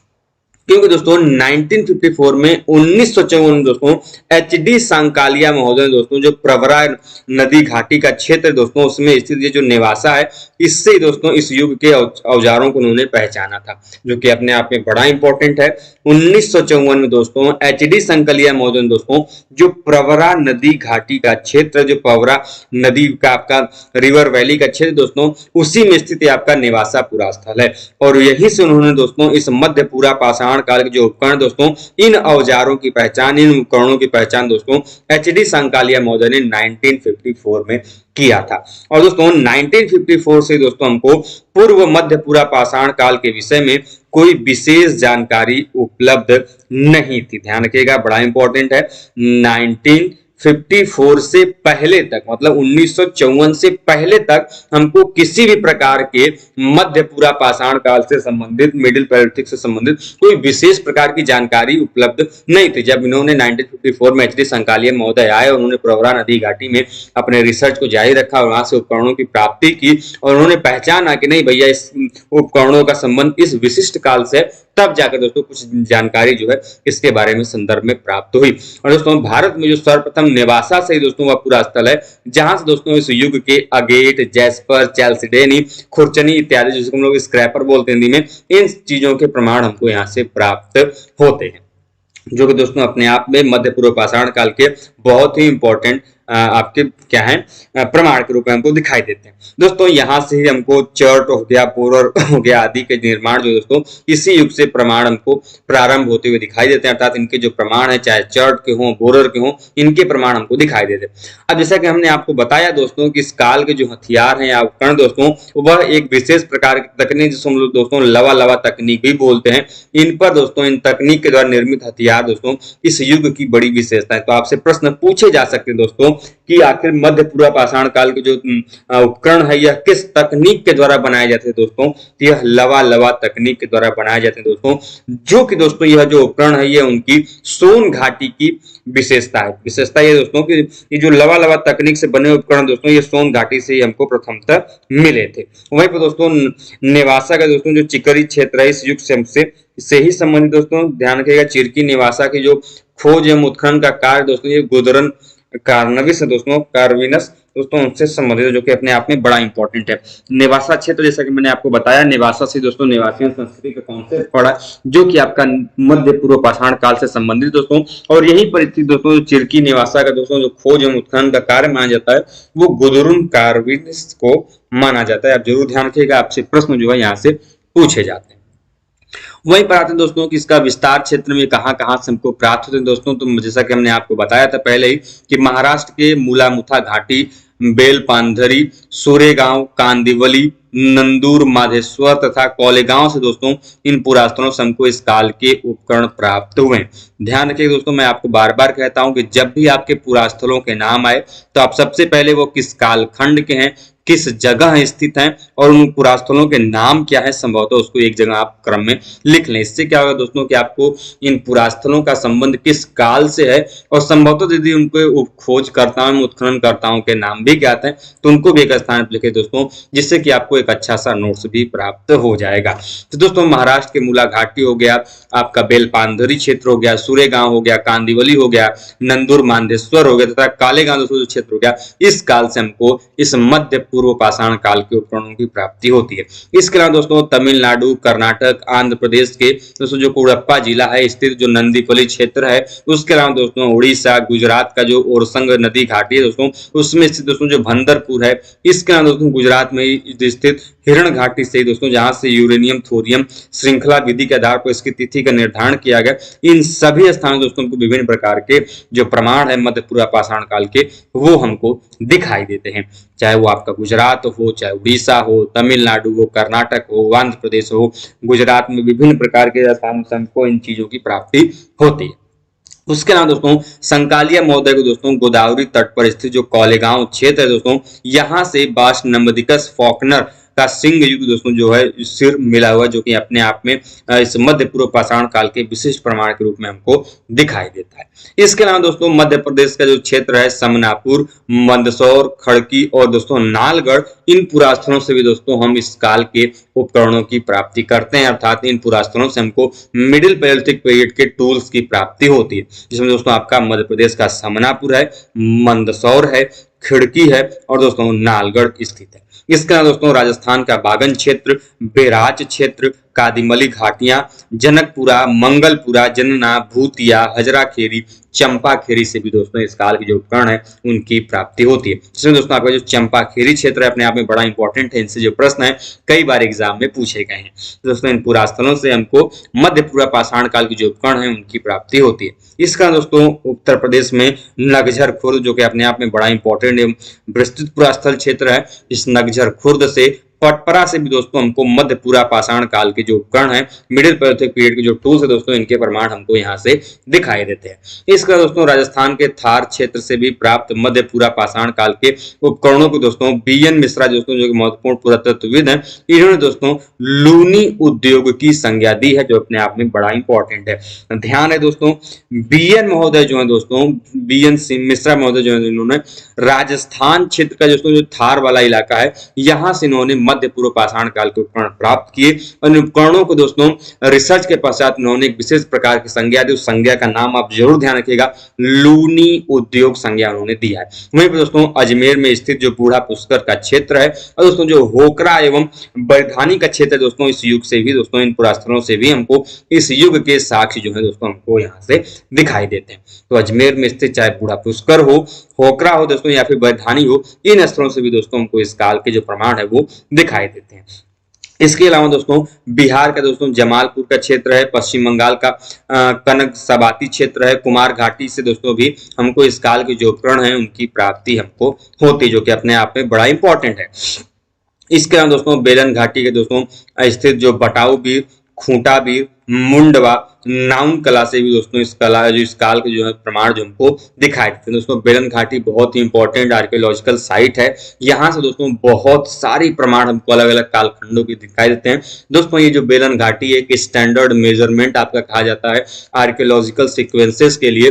दोस्तों जब आपको बेलन घाटी अलग से पढ़ाएंगे तो वहाँ पे डिटेल में चर्चा करेंगे। फिलहाल ये जानिए दोस्तों की जो बेलन घाटी है वहां पर ही स्थित विभिन्न प्रकार के पुरातत्व में आपका बटाऊ बीर, खूंटा बीर मुंडवा एवं नामकला दोस्तों जो पुरास्थल यहाँ से हमको इस काल के जो उपकरण है ये हमको दिखाई देते हैं। इसके अलावा दोस्तों पाकिस्तान के पेशावर में से जो संघाओं गुफा है वो इसके अलावा दोस्तों पखरो दर्रा की गुफाएं दोस्तों सर्वप्रथम इसी काल से संबंधित है। तो संघाओ गुफा और दोस्तों परखो दर्रा जो है दोस्तों इसकी जो गुफाएं हैं ये आपकी बड़ी इंपॉर्टेंट है और दोस्तों ये पाकिस्तान के पेशावर में स्थित है। और दोस्तों ये जो पुरास्थल ये इस बार आपके एग्जाम में प्रश्न यहाँ से पूछे गए थे, तो आप जरूर इस चीज को ध्यान में रखेंगे। इसके अलावा दोस्तों गंगा मैदानी क्षेत्रों में दोस्तों मानव सभ्यता के सर्वाधिक जो पुरातन अवशेष दोस्तों यह आपके कालपी जो क्षेत्र है यहाँ से हमको दिखाई देते हैं। और दोस्तों कालपी के क्षेत्र से दोस्तों इस काल के पत्थर एवं हड्डियों के बने हुए जो औजार दोस्तों दोनों एक साथ जो दोस्तों हमको देखने को मिलते हैं। दोस्तों हम लोगों ने इस प्रकार से आज के सेशन में छोटे से सेशन में दोस्तों निम्न पूर्व पाषाण काल से संबंधित मध्य पूर्व पाषाण काल से संबंधित दोस्तों कुछ महत्वपूर्ण फैक्ट्स को जानने एवं समझने का प्रयास किया। दोस्तों हम लोगों ने पिछले वीडियोस में दोस्तों जो पाषाण काल है उसके बारे में पढ़ना शुरू किया था, स्टोन एज के बारे में दोस्तों हम लोगों ने डिस्कशन को शुरू किया था। उसी दौरान दोस्तों हम लोगों ने आपको बताया था कि हम लोग का दोस्तों जो पाषाण काल है इसको हम लोग मुख्यतः 3 भागों में बांटते हैं, जिसमें दोस्तों आपका आता है आपका सबसे पहले पैलेलिथिक पीरियड, उसके पश्चात आता है दोस्तों आपका मेसोलिथिक पीरियड और दोस्तों सबसे ऊपर आता है आपका नियोलिथिक पीरियड। जिसमें दोस्तों हमने आपको ये भी बताया था दोस्तों कि जो ये आपका पैलेलिथिक पीरियड दोस्तों ये फर्दर 3 भागों में डिवाइड होता है, जो कि दोस्तों आपका लोअर पैलेलिथिक जिसको हम लोग निम्न पूरा पाषाण काल कहते हैं दोस्तों, उसके पश्चात दोस्तों आपका आता है मिडिल पैलेलिथिक जिसको हम लोग मध्य पूरा पाषाण काल कहते हैं दोस्तों, और सबसे ऊपर आता है दोस्तों आपका उच्च पूरा पाषाण काल जिसको दोस्तों अपर पैलेलिथिक पीरियड कहते हैं। दोस्तों हम लोगों ने अभी तक पाषाण काल क्या है, स्टोन एज क्या है उसको डिस्कस कर लिया, लोअर पैलेलिथिक पीरियड क्या है उसको डिस्कस कर लिया, साथ में दोस्तों पिछले वीडियो में मिडिल पैलेलिथिक पीरियड क्या है उसकी क्या कुछ विशेषताएं उसको हम लोगों ने उसको डिस्कस किया था। आज के इस वीडियो में दोस्तों हम आपसे बात करेंगे इस उच्च पूर्व पाषाण काल अर्थात अपर पैलेलिथिक पीरियड की। दोस्तों ये जो उच्च पूर्व पाषाण काल है इसे श्रेष्ठ पाषाण काल या फिर कह लें लेप्टोलिथिक पीरियड भी कहा जाता है। ध्यान रखिएगा बड़ा इंपॉर्टेंट है, पाषाण काल के अंतर्गत जो उच्च पूर्व पाषाण काल है दोस्तों इसे श्रेष्ठ पाषाण काल अर्थात लेप्टोलिथिक पीरियड के नाम से भी जानते हैं। यदि हम इसके काल अवधि की बात करें दोस्तों के अर्थात ये कब से कब तक के कालक्रम में दोस्तों उच्च पूर्व पाषाण काल का समय माना जाता है, अपर पैलेलिथिक पीरियड का टाइम माना जाता है दोस्तों, तो वह है आपका 35,000 BC से दोस्तों 10,000 BC तक। जी दोस्तों 35,000 BC से दोस्तों अर्थात दोस्तों 35,000 ईसा पूर्व से और 10,000 ईसा पूर्व के बीच का दोस्तों जो समय काल है यह आपका अपर पैलेलिथिक अर्थात दोस्तों उच्च पाषाण काल का समय माना जाता है। अब एक कॉन्सेप्ट आपको बड़ा इंपॉर्टेंट है, ध्यान रखना दोस्तों, प्रारंभ में इनिशियल में जब तक भारत में कोई उच्च पूर्व पाषाण काल के दोस्तों साक्ष्य नहीं मिले थे तब तक दोस्तों प्रारंभ में ऐसा माना जाता था दोस्तों, ऐसी मान्यता थी, ऐसा कॉन्सेप्ट था दोस्तों कि भारत में कोई उच्च पूरा पाषाण का काल था ही नहीं। यहाँ पर लोअर पैलेलिथिक है, मिडिल पैलेलिथिक है दोस्तों, लेकिन जो अपर पैलेलिथिक का है वो कोई कॉन्सेप्ट इसका था ही नहीं। ये जो कॉन्सेप्ट अपर पैलेलिथिक का भारत में है दोस्तों ये बाद के फेज में यहाँ पर ऐड हुआ है। दोस्तों एचडी सांकालिया की एक बड़ी फेमस बुक है दोस्तों जिसका नाम है pre history and proto history in India and Pakistan. इसीलिए दोस्तों हमको जो उनकी पुस्तक है एचडी सांकालिया दोस्तों जिनका नाम है pre history and proto history in India and Pakistan दोस्तों उच्च पूर्व पाषाण शब्द का प्रयोग उन्होंने किया ही नहीं है, जो कि दोस्तों इस चीज को और भी मजबूती प्रदान करता है।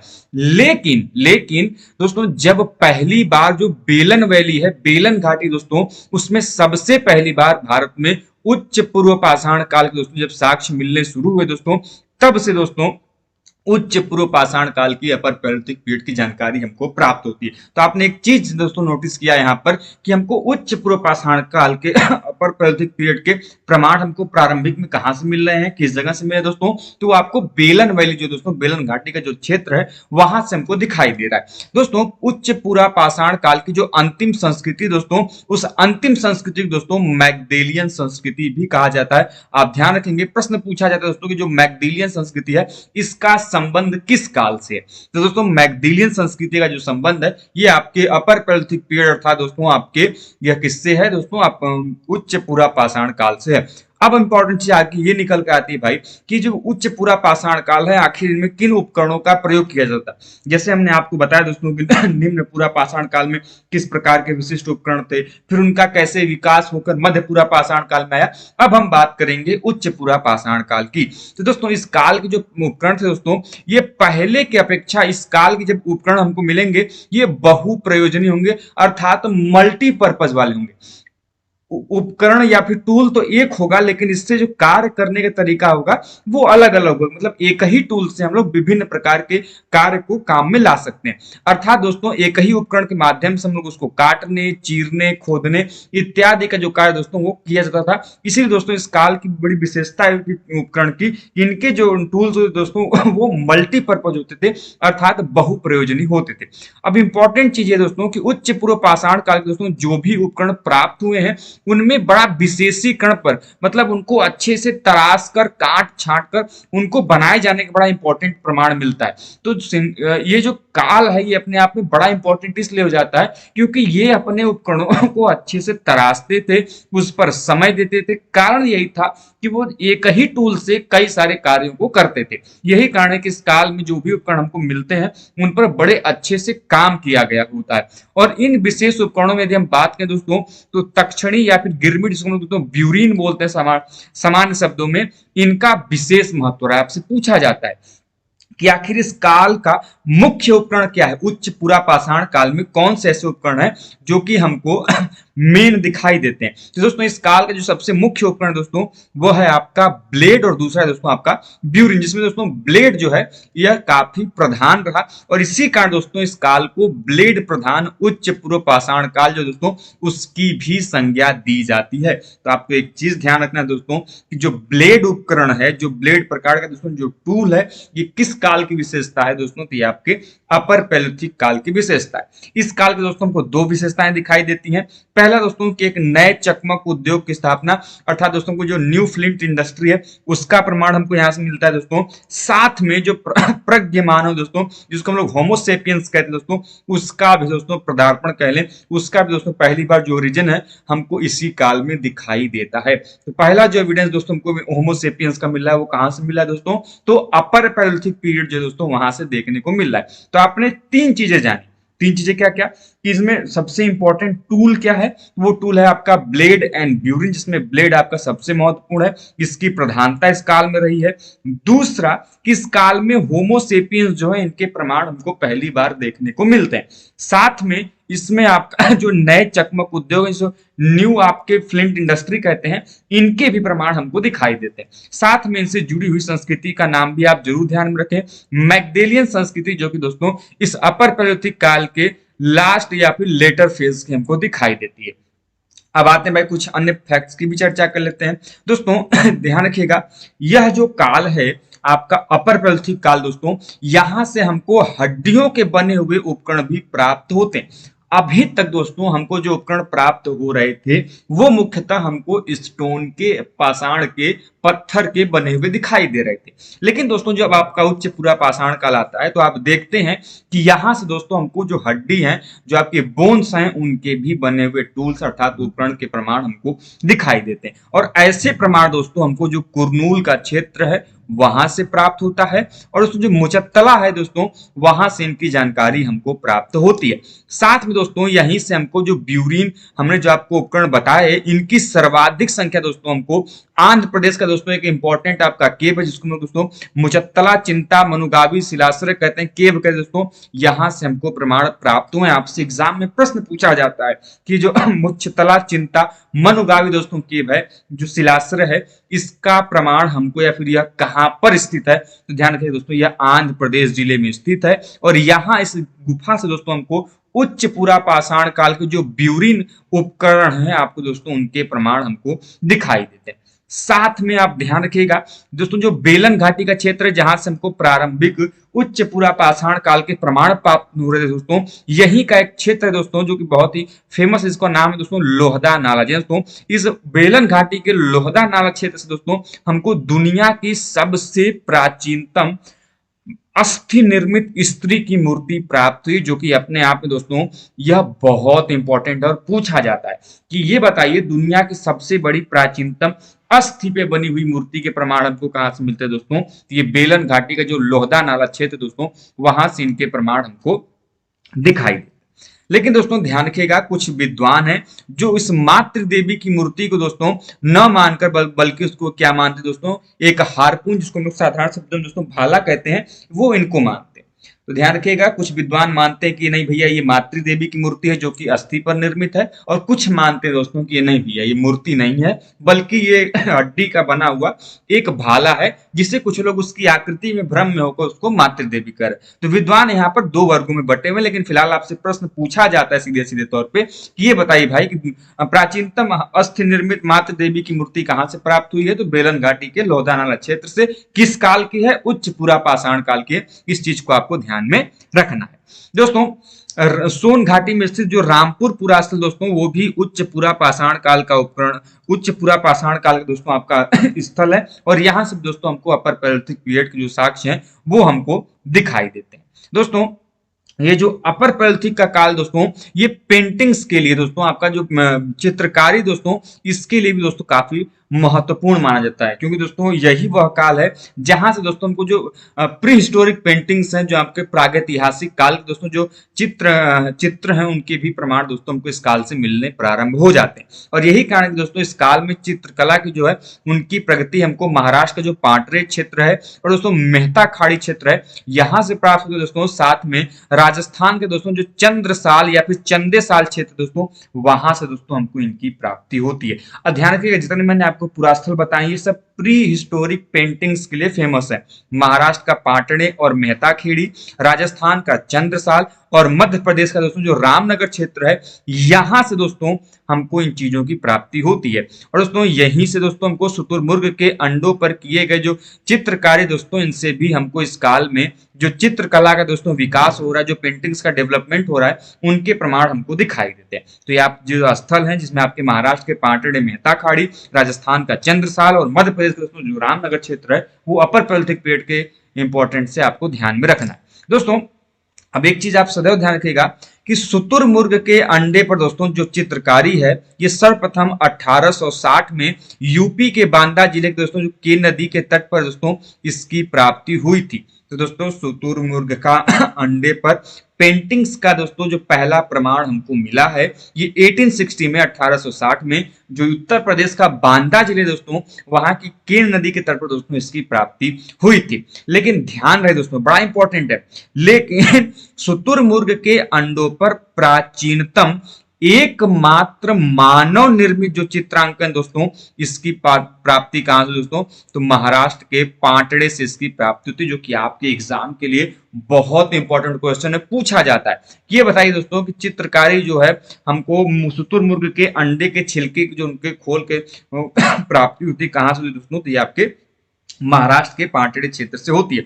साथ में दोस्तों शुतुरमुर्ग के जो अंडे के खोल हैं, उनसे बने हुए मनकों के भाई जो प्रमाण है दोस्तों, वो हमको दो प्रमुख केंद्रों से प्राप्त होता है दोस्तों। पहला तो जो पाटड़े हमने अभी आपको बताया वहां से, और दूसरा दोस्तों भीमबेटका दोस्तों, आप लोगों ने जरूर नाम सुना होगा, जो कि प्री हिस्टोरिक रॉक पेंटिंग्स के दोस्तों फेमस है, प्रागैतिहासिक चित्रकला के लिए दोस्तों फेमस है, इसके लिए काफी फेमस दोस्तों। तो इन दोनों पुरास्थलों से दोस्तों हमको शुतुरमुर्ग के अंडों के खोल से बने हुए जो मनके हैं, उनकी प्राण के प्राप्ति दोस्तों यहाँ से हमको होती है दोस्तों। साथ में यदि प्रश्न यह पूछ लिया जाए कि ये बताइए प्राचीनतम शुतुरमुर्ग के अंडे के छिलके से बने मनके का प्रमाण हमको कहां से मिला है दोस्तों, तो प्राचीनतम इनमें से मिला है दोस्तों आपके पाटड़े से, जो कि महाराष्ट्र का है। और दोस्तों इस काल के जो चित्र के उदाहरण दोस्तों, वह मध्य प्रदेश के रायसेन जिले में स्थित भीमबेटका से भी दोस्तों हमको मिलता है। भीमबेटका दोस्तों हमने अभी आपको बताया प्री हिस्टोरिक रॉक पेंटिंग्स के पॉइंट ऑफ व्यू से बहुत इंपॉर्टेंट है। स्थित कहां पे दोस्तों, तो मध्य प्रदेश के रायसेन जिले में स्थित दोस्तों। और यहां पर जो सबसे ज्यादा काम किया दोस्तों, वह किया है बी.एस. वाकड़कर ने दोस्तों। और वी.एस. वाकड़कर को दोस्तों father of Indian rock art paintings के नाम से भी हम लोग जानते हैं दोस्तों। तो भारत में जो रॉक आर्ट के दोस्तों जो खोजकर्ता कह लें, उनके सबसे बड़े विद्वान के दोस्तों, वह आपके वी.एस. वाकड़कर को कहा जाता है। वहीं पर दोस्तों यदि हम बात करते हैं उच्च पुरा पाषाण काल की बेलन घाटी के संदर्भ में दोस्तों, तो बेलन घाटी जैसा कि हमने आपको पहले ही बताया, यह काफी समृद्ध रहा है, काफी रिच रहा है। किस पॉइंट ऑफ व्यू से दोस्तों? तो यह रहा है आपके अपर पैलेलिथिक पीरियड के प्रमाण के लिए, यहां से एविडेंसेस के लिए। तो दोस्तों जो बेलन नदी है, सबसे पहले तो जान लीजिए कि बेलन दोस्तों एक नदी है जो कि टोन्स की सहायक नदी है दोस्तों, और यह मिर्जापुर के पठारी क्षेत्र जो दोस्तों ये वहां पर बहती है। और यहां से दोस्तों हमको पुरा पाषाण काल, मध्य पाषाण काल और नव पाषाण काल जो दोस्तों, इन सभी हमको कालों के प्रमाण दिखाई देते हैं, चाहे वो पैलेलिथिक पीरियड हो, मेसोलिथिक पीरियड हो या फिर नेओलिथिक पीरियड दोस्तों। इन सभी के दोस्तों हमको क्रम वाइज, कि सबसे पहले हमको पैलेलिथिक के, उसके ऊपर मेसोलिथिक के, उसके ऊपर दोस्तों नियोलिथिक के जो प्रमाण है, इनके हमको प्रमाण हमको एक अच्छे से स्तर वाइज दोस्तों इस बेलन घाटी में हमको दिखाई देते हैं। और यही कारण है दोस्तों कि इस बेलन घाटी से हमको लोअर पैलेलिथिक पीरियड के, निम्न पूरा पाषाण काल के दोस्तों यहां से 44 स्थल, 44 दोस्तों आपके साइट्स हैं, वो उनकी प्राप्ति हुई है। और दोस्तों बेलन घाटी का महत्व इसमें है कि दोस्तों इसी घाटी से दोस्तों सबसे पहली बार हमको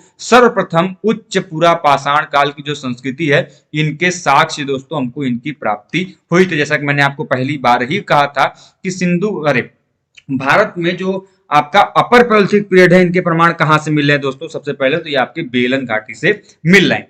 अब ये चीज निकल कर आपको सामने आती है कि भाई जब ठीक है अपर पैलेलिथिक पीरियड है, इनके प्रमाण यहां से मिल रहे हैं, तो इनका प्रसार क्षेत्र कहां तक था, मतलब कहां कहां में भारत के कौन कौन से क्षेत्रों से दोस्तों हमको अपर पैलेलिथिक पीरियड के उच्च पुरा पाषाण काल के प्रमाण मिलते हैं दोस्तों? तो हम इनके प्रमाण जो दोस्तों वो उत्तर प्रदेश के बेलन घाटी क्षेत्र में दिखाई देते हैं। मध्य प्रदेश में दोस्तों जो भीमबेटका, बबुरी, रामपुर, बाघौर, जोगदाहा, इन क्षेत्रों से दिखाई देते हैं। साथ में दोस्तों बिहार का दोस्तों जो पैसरा क्षेत्र, जो कि अपने आप में बड़ा इंपॉर्टेंट और रिच आर्कियोलॉजिकल साइट है, यहां से हमको पूरा पाषाण काल के प्रमाण मिले दोस्तों। झारखंड में दोस्तों सिंह भूमि क्षेत्र से प्रमाण मिल रहे हैं, दामिन क्षेत्र से दोस्तों इनके प्रमाण मिल रहे हैं। साथ में दोस्तों महाराष्ट्र में पटने, भदड़े और इनाम गांव जो क्षेत्र है दोस्तों, यहां से दोस्तों हमको इस उच्च पूरा पाषाण काल के जो प्रमाण ये हमको दिखाई देते हैं।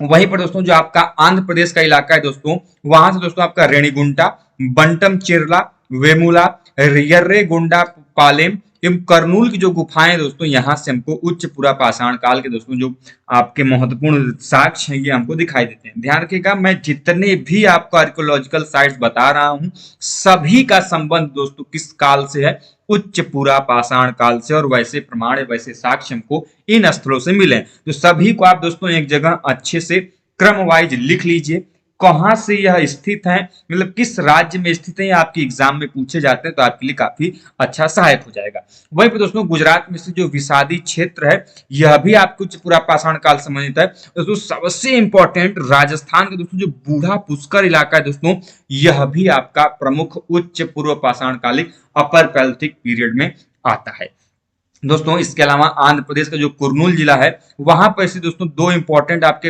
आर्कियोलॉजिकल साइट्स में आपका दोस्तों बिलासुर गांव दोस्तों, इस पुरास्थल से दोस्तों हमको भारत में प्राचीनतम जो चूल्हे का अवशेष दोस्तों उसकी प्राप्ति होती है। आपको जरूर ध्यान रखना है, पूछा जाता है आपसे प्रश्न भाई कि भारत में प्राचीनतम चूल्हे का जो अवशेष है यह हमको कहां से प्राप्त होता है? तो दोस्तों ये हमको आंध्र प्रदेश का जो करनूल जिला है, वहां पर स्थित हमको जो बिलासुर गांव पुरास्थल है, उससे वहां पर हमको भारत में प्राचीनतम चूल्हे का जो अवशेष है उसकी प्राप्ति होता है। दोस्तों आप लोगों ने रॉबर्ट ब्रूस फ्रूट का दोस्तों जरूर नाम सुना होगा। भारतीय प्रागैतिहासिक के अध्ययन के लिए दोस्तों ये काफी महत्वपूर्ण विद्वान माने जाते हैं। दोस्तों रॉबर्ट जो ब्रूस फ्रूट दोस्तों, इन्होंने जो बिलासुर गांव गुफा से उच्च पूर्व पाषाण काल के उपकरणों को क्या किया था दोस्तों, इन्होंने खोजा था वहां से। और दोस्तों यहाँ की गुफाओं में जो राख की उपस्थिति है या मानव या पशु की जो अनुपस्थिति दोस्तों, यह हमको नर बलि का जो साक्ष्य दोस्तों, यह उसके बारे में हमको क्या करती है, इंगित करते हैं, उनके बारे में बताती है। तो जो कई सारे दोस्तों विद्वान है वो ये मानते हैं कि जो ये प्राचीनतम चूल्हा है और यहाँ पर जो हमको राख दिखाई दे रही है इनकी गुफाओं में, तो ये कहीं ना कहीं यह नर बलि का जो हमको साक्ष्य, जो एविडेंस है, उसके बारे में हमको जानकारी देती है। वहीं पर दोस्तों आंध्र प्रदेश का दोस्तों जो नलगुंडलु दोस्तों क्षेत्र है, यहाँ से दोस्तों हमको 5973 मानव कृतियां जो है दोस्तों वो प्रकाश में आई हैं दोस्तों कुर्नूल से दोस्तों प्राप्त जो जानवर हैं उनकी दोस्तों जानवरों के जो दांत हैं उनमें छिद्र पाए गए हैं, जिनसे ऐसा प्रतीत होता है दोस्तों कि इन दांतों का प्रयोग जो है वो एक आभूषण के रूप में, एक ज्वेलरी के रूप में दोस्तों क्या किया जाता था, उपयोग में लाया जाता था। और दोस्तों आंध्र प्रदेश का दोस्तों एक महत्वपूर्ण आपका पूरा स्थल है, एक गुफा है दोस्तों, रेनीगुंटा गुफा दोस्तों, जो भी इसी काल का अपर पैलियोलिथिक पीरियड का दोस्तों आपका यह पूरा स्थल है। दोस्तों वहीं पर बात करें असम पूरा स्थल की, असम के राज्य में दोस्तों, तो असम एवं उत्तरी पूर्वी जो भारत का क्षेत्र दोस्तों, इन प्रदेशों में दोस्तों उच्च पूरा पाषाण काल के हमको 9 के बराबर दोस्तों साक्ष्य मिले हुए हैं। लेकिन कुछ एक ऐसे दोस्तों आपके पूरा स्थल है अपवाद स्वरूप जहां से इनके हमको प्रमाण मिले हैं दोस्तों, जिनमें दोस्तों आपका त्रिपुरा का जो दोस्तों अहोरा खोवई जो घाटी दोस्तों, यहाँ से हमको इस काल के जो कुछ उपकरण दोस्तों इनकी प्राप्ति होती है। तो आपको एक चीज सदैव ध्यान रखना है दोस्तों कि जो उत्तर पूर्वी भारत है, खासकर दोस्तों जो असम का इलाका है दोस्तों, वहां से हमको उच्च पूरा पाषाण काल के उपकरण जो है इनकी प्राप्ति नहीं होती। लेकिन अपवाद स्वरूप दोस्तों यहाँ पे जो त्रिपुरा का क्षेत्र है वहां से दोस्तों जो अहोरा खोवई घाटी है दोस्तों, यहाँ से हमको अपर पैलियोलिथिक पीरियड के जो प्रमाण है वो हमको दिखाई देते हैं। दोस्तों इन अपर पैलियोलिथिक प्रमाण में दोस्तों आपका सबसे इंपॉर्टेंट प्रमाण दोस्तों वो आपका है बाघोर। बाघोर से दोस्तों आपके कई सारे जो प्रश्न है दोस्तों आपके एग्जाम में लगातार पूछे जाते हैं। दोस्तों बाघोर जो है सोन नदी घाटी जो है उसमें स्थित है, जिसमें दोस्तों ये आपके गोपद एवं सोन नदी के संगम पर दोस्तों यह मध्य प्रदेश के सीधी जिला जो दोस्तों यह वहां पर स्थित है। तो आपको एक चीज ध्यान रखना है, बाघोर स्थित कहाँ है दोस्तों, तो मध्य प्रदेश का जो सीधी जिला है दोस्तों ये वहां पर सोन नदी घाटी में आपका बाघोर। देखिए समझिएगा, बागोर और बाघोर यह दोनों अलग अलग पूरा स्थल हैं, कंफ्यूज नहीं होंगे। बाघोर पूरा स्थल अलग है, बागोर ग वाला जो है वो अलग है, दोनों को कंफ्यूज नहीं होइएगा, दोनों अलग है। तो जो बाघोर है यह मध्य प्रदेश के सीधी जिले में स्थित है, और कहाँ पर स्थित है, सोन नदी घाटी में। वहीं पर दोस्तों इसका उत्खनन किसने किया था, कई बार एग्जाम में पूछा जाता है दोस्तों। जो बाघोर है दोस्तों इसका उत्खनन GR शर्मा एवं JD क्लार्क महोदय ने दोस्तों मिलकर किया था। तो आप दोनों के नाम जरूर ध्यान रखेंगे, GR शर्मा और JD क्लार्क के द्वारा दोस्तों जो बाघोर पूरा स्थल है उनकी पूरा स्थल के उत्खनन किया गया था। इसकी विशेषता क्या है भाई, तो यहाँ से जो प्राप्त औजार दोस्तों इनका जो अध्ययन किया गया था वो माइक्रोवियर विधि से किया गया था।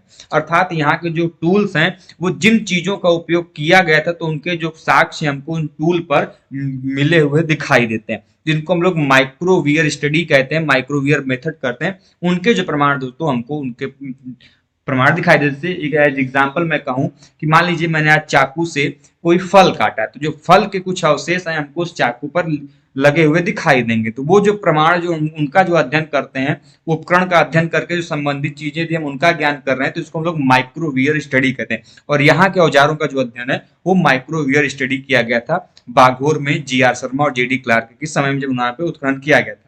अब अगली चीज ये निकल कर आती है भाई कि इस उत्खनन से हमको क्या कुछ महत्वपूर्ण साक्ष्य जो है, एविडेंस है, उनकी प्राप्ति हुई थी। तो दोस्तों यहाँ से हमको निम्न पूरा पाषाण काल से दोस्तों जो लोअर लिथिक पीरियड दोस्तों वहां से हमको उस काल में दोस्तों हमको वृत्ताकार चबूतरे का प्रमाण प्राप्त होता है, एक वेदिका की आकृति प्राप्त होती है दोस्तों, और त्रिभुजाकार पत्थर दोस्तों जिसको हम लोग वेदिका पर त्रिभुज कह लें उनकी प्राप्ति भी दोस्तों यहाँ से होती है, जिसे कुछ विद्वान दोस्तों मातृ देवी का भी प्रतीक मानते हैं। ऐसा वहां पर प्रमाण हमको किस काल का प्राप्त होता है दोस्तों, तो आपके निम्न पूरा पाषाण काल का प्राप्त होता है।